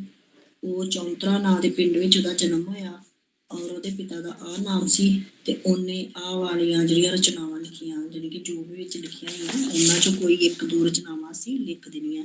ਬੁੱਲੇ ਸ਼ਾਹ ਦਾ ਪਹਿਲੇ ਵੀ ਤੁਹਾਨੂੰ ਦੱਸਤਾ, ਉਹਦਾ ਵੀ ਕੋਈ ਕੁਐਸਚਨ ਆ ਸਕਦਾ 2 ਮਾਰਕਸ ਦਾ।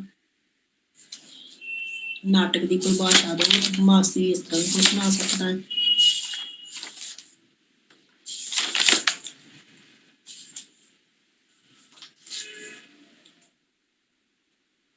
ਕੁਐਸਚਨ ਆ ਵੀ ਬੜਾ ਇੰਪੋਰਟੈਂਟ ਜੇ, ਵਾਰ ਭੈੜੇ ਕੀ ਪਾਤਸ਼ਾਹੀ ਤੋਂ ਕੀ ਭਾਵ ਹੈ, ਪਾਤਸ਼ਾਹੀ 10ਵੀਂ ਤੋਂ ਕੀ ਭਾਵ ਹੈ।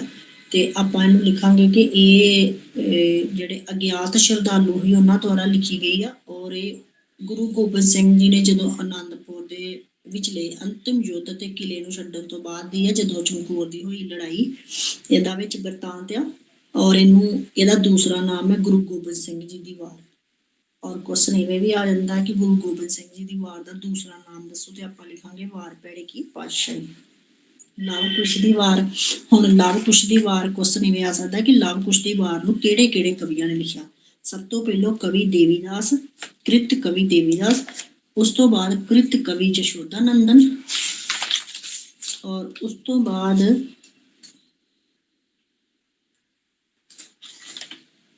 ਦੋ ਜਾਣਿਆਂ ਨੇ ਲਵ ਕੁਸ਼ ਦੀ ਵਾਰ ਲਿਖੀ ਹੈ, ਔਰ ਉਸ ਤੋਂ ਬਾਅਦ ਵਾਰ ਪਾਤਸ਼ਾਹੀ 10ਵੀਂ ਕੀ, ਇਹ ਭਾਈ ਗੁਰਦਾਸ ਨੇ ਲਿਖੀ ਜੇ, ਔਰ ਵਾਰ ਨਾਦਰ ਸ਼ਾਹ, ਇਹ ਕ੍ਰਿਤ ਕਵੀ ਨਿਜ਼ਾਮ, ਇਹਨਾਂ ਦੇ ਕਵੀ। ਚੱਠਿਆਂ ਦੀ ਵਾਰ ਦਾ ਵੀ 2 ਕੁਐਸਚਨ ਦਾ ਮਾਰਕਸ ਦਾ ਕੁਐਸਚਨ ਆ ਸਕਦਾ। ਕ੍ਰਿਤ ਕਵੀ ਪੀਰ ਮੁਹੰਮਦ ਨੇ ਲਿਖੀ ਚੱਠਿਆਂ ਦੀ ਵਾਰ, ਪੀਰ ਮੁਹੰਮਦ ਦਾ ਨਾਮ ਸੀ ਜਿੰਨੇ ਵਾਰ ਲਿਖੀ ਹੈ।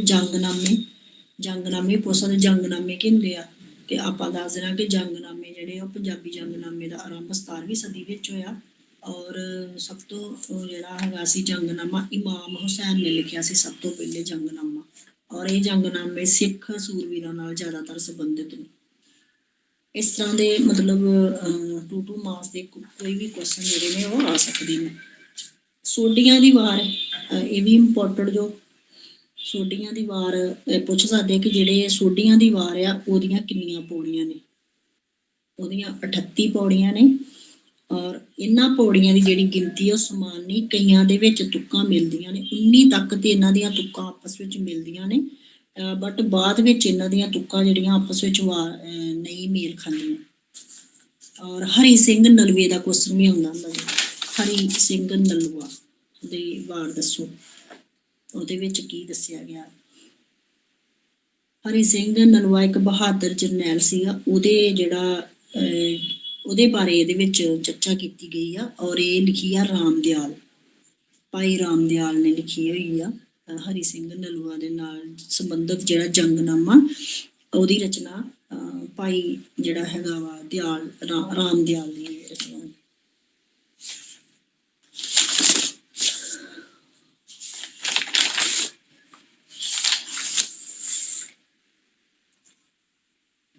ਹੁਣ ਜੇਕਰ ਕੁਐਸਚਨ ਐਵੇਂ ਆ ਜੇ ਕਿ ਸਾਖੀਆਂ ਤੇ ਪਰਚੀਆਂ ਬਾਰੇ ਦੱਸੋ, ਤੇ ਆਪਾਂ ਲਿਖਾਂਗੇ ਕਿ ਸਾਖੀਆਂ ਤੇ ਪਰਚੀਆਂ ਜਿਹੜੀਆਂ ਨੇ ਉਹ ਇੱਕ ਹੀ ਹੁੰਦੀਆਂ ਨੇ। ਫਰਕ ਇਹ ਹੈ ਕਿ ਜ਼ਿਆਦਾ ਸਾਖੀਆਂ ਦੇ ਜਿਹੜਾ ਸਮੂਹ ਹੁੰਦਾ ਉਹਨੂੰ ਅਸੀਂ ਪਰਚੀ ਕਹਿੰਦੇ ਹਾਂ। ਇਸ ਤਰ੍ਹਾਂ ਦੇ ਕੁਐਸਚਨ ਉਹ ਪਾ ਸਕਦੇ ਨੇ। ਸਾਖੀਆਂ ਤੇ ਪਰਚੀਆਂ ਵਿੱਚ ਅੰਤਰ ਦੱਸੋ। ਤੇ ਆਪਾਂ ਲਿਖਣਾ ਕਿ ਜਿਹੜਾ ਸਾਖੀਆਂ ਦਾ ਸਮੂਹ ਉਹਨੂੰ ਅਸੀਂ ਪਰਚੀ ਕਹਿੰਦੇ ਹਾਂ, ਉਹਨੂੰ ਪਰਚੀ ਦਾ ਨਾਮ ਦਿੱਤਾ ਗਿਆ।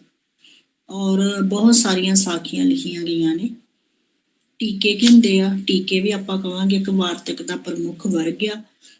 ਟੀਕੇ ਜਿਹੜੇ ਆ ਗੁਰਬਾਣੀ ਦੀਆਂ ਕੁਝ ਚੋਣਵੀਆਂ ਰਚਨਾਵਾਂ, ਉਹਨੂੰ ਕਹਿੰਦੇ ਟੀਕੇ।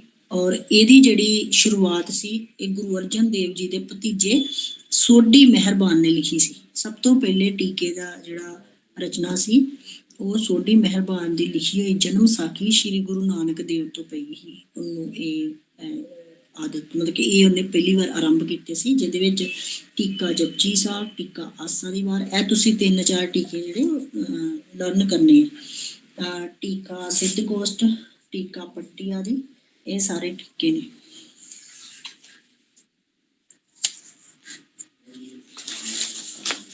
ਅੱਗੇ ਆ ਗਿਆ ਰਹਿਤਨਾਮੇ ਕੀ ਹੁੰਦੇ ਆ। ਇਹ ਵੀ ਆ ਸਕਦਾ ਤੁਹਾਨੂੰ 2 ਮਾਸ ਦਾ ਕੁਐਸਚਨ। ਇਹਦੇ ਵਿੱਚ ਆਪਾਂ ਦੱਸਾਂਗੇ ਕਿ ਰਹਿਤਨਾਮਾ ਸਿੱਖ ਧਰਮ ਦੀ ਮਰਿਆਦਾ ਵਾ। ਔਰ ਰਹਿਤਨਾਮੇ ਉਹਨਾਂ ਨੇ ਹੀ ਲਿਖੇ ਸੀ ਜਿਹੜੇ ਕਿ ਦਸਮ ਗੁਰੂ ਦੇ ਨਿਕਟਵਰਤੀ ਸੀ, ਜਿਹਨੂੰ ਲਾਗੇ ਜਾਗੇ ਰਹਿਣ ਵਾਲੇ ਸੀ, ਉਹਨਾਂ ਦੇ ਨੇੜੇ ਰਹਿਣ ਵਾਲੇ ਸੀ, ਕਿਉਂਕਿ ਉਹ ਹੀ ਸਿੱਖਾਂ ਦੀ ਰਹਿਤ ਮਰਿਆਦਾ ਨੂੰ ਚੰਗੀ ਤਰ੍ਹਾਂ ਜਾਣਦੇ ਸੀ। ਇਸ ਕਰਕੇ ਇਹ ਜਿਹੜੇ ਰਹਿਤਨਾਮੇ ਉਹਨਾਂ ਨੂੰ ਕਹਿੰਦੇ ਆ ਕਿ ਸਿੱਖ ਧਰਮ ਦੀ ਮਰਿਆਦਾ ਨੂੰ ਰਹਿਤਨਾਮੇ ਕਿਹਾ ਜਾਂਦਾ ਹੈ। ਇਹ ਜਿਹੜੇ ਰਹਿਤਨਾਮੇ ਉਹਦੇ ਵਿੱਚ ਭਾਈ ਚੌਂਪਾ ਸਿੰਘ ਅਤੇ ਭਾਈ ਦਇਆ ਸਿੰਘ ਦੇ ਰਹਿਤਨਾਮੇ ਸ਼ਾਮਲ ਨੇ। ਹੁਕਮ ਤੋਂ ਭਾਵ ਆਦੇਸ਼। ਹੁਕਮਨਾਮੇ ਕੀ ਹੁੰਦੇ ਆ? ਹੁਕਮ ਤੋਂ ਭਾਵ ਆਦੇਸ਼। ਜਦੋਂ ਸਿੱਖ ਜਿਹੜੇ ਸੀ ਇੱਕ ਦੂਜੇ ਨੂੰ ਚਿੱਠੀ ਲਿਖ ਕੇ ਕੋਈ ਆਪਣਾ ਆਦੇਸ਼ ਜਾਂ ਫਰਮਾਇਸ਼ ਭੇਜਦੇ ਸੀ, ਉਸ ਸਮੇਂ ਉਹਨਾਂ ਨੂੰ ਹੁਕਮਨਾਮੇ ਦਾ ਨਾਮ ਦਿੱਤਾ ਗਿਆ ਕਿ ਇਹ ਗੁਰੂ ਜੀ ਦਾ ਹੁਕਮਨਾਮਾ। ਔਰ ਅਨੁਵਾਦ ਦਾ ਮਤਲਬ ਹੁੰਦਾ ਵਾ ਕਿ ਜਦੋਂ ਕਿਸੇ ਭਾਸ਼ਾ ਵਿੱਚ ਕੋਈ ਰਚਨਾ ਕੀਤੀ ਗਈ ਉਹਨੂੰ ਬਾਅਦ ਵਿੱਚ ਕਿਸੇ ਹੋਰ ਭਾਸ਼ਾ ਵਿੱਚ ਚੇਂਜ ਕਰਨਾ। ਜਿਵੇਂ ਇੰਗਲਿਸ਼ ਵਿੱਚ ਕੋਈ ਗ੍ਰੰਥ ਲਿਖਿਆ ਤਾਂ ਉਹਨੂੰ ਪੰਜਾਬੀ ਵਿੱਚ ਉਹਦਾ ਅਨੁਵਾਦ ਕਰਨਾ, ਉਹਨੂੰ ਕਹਿੰਦੇ ਅਨੁਵਾਦ। ਕਿਉਂਕਿ ਕਈਆਂ ਨੂੰ ਫਾਰਸੀ ਅਰਬੀ ਨਹੀਂ ਸੀ ਨਾ ਹੁੰਦੀ, ਤੇ ਫਿਰ ਉਹਨਾਂ ਗ੍ਰੰਥਾਂ ਨੂੰ ਉਹਨਾਂ ਨੇ ਪੰਜਾਬੀ ਦੇ ਵਿੱਚ ਉਹਦਾ ਅਨੁਵਾਦ ਕੀਤਾ। ਔਰ ਜਦੋਂ ਕਿਸੇ ਇੱਕ ਭਾਸ਼ਾ ਤੋਂ ਦੂਸਰੀ ਭਾਸ਼ਾ ਵਿੱਚ ਕਿਸੇ ਗ੍ਰੰਥ ਨੂੰ ਜਾਂ ਕਿਸੇ ਜੰਗਨਾਮਿਆਂ ਨੂੰ ਜਾਂ ਕੋਈ ਵੀ ਰਚਨਾਵਾਂ ਨੂੰ ਆਪਾਂ ਟਰਾਂਸਲੇਟ ਕਰਦੇ ਹਾਂ ਤੇ ਉਹਨੂੰ ਆਪਾਂ ਕਹਿ ਸਕਦੇ ਹਾਂ ਅਨੁਵਾਦ।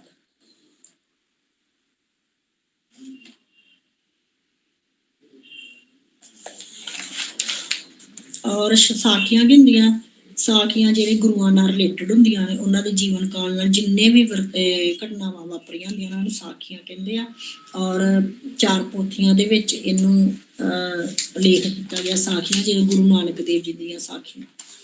ਇਹ ਸੀਗਾ ਤੁਹਾਡਾ ਇਲੈਕਟ੍ਰਿਕ ਪੰਜਾਬੀ। ਔਰ ਉਹਦੇ ਵਿੱਚ ਮੈਂ ਤੁਹਾਨੂੰ ਸਾਰਾ ਦੱਸ ਦਿੱਤਾ ਕਿ ਕਿਸ ਤਰ੍ਹਾਂ 2 ਮਾਰਕਸ ਦੇ ਕੁਐਸਚਨ ਆ ਸਕਦੇ, ਕਿਹੜੇ ਕੁਐਸਚਨ ਇੰਪੋਰਟੈਂਟ ਆ। ਔਰ ਆਪਾਂ ਸਾਰੇ ਜਿਹੜੇ ਇੰਪੋਰਟੈਂਟ ਅਸੀਂ ਡਿਸਕਸ ਕਰ ਲਏ। ਇੱਥੇ ਤੁਹਾਡਾ ਇਹ ਪੰਜਾਬੀ ਇਲੈਕਟਿਵ ਖਤਮ ਹੋ ਜਾਂਦਾ। Okay, bye bye, thank you.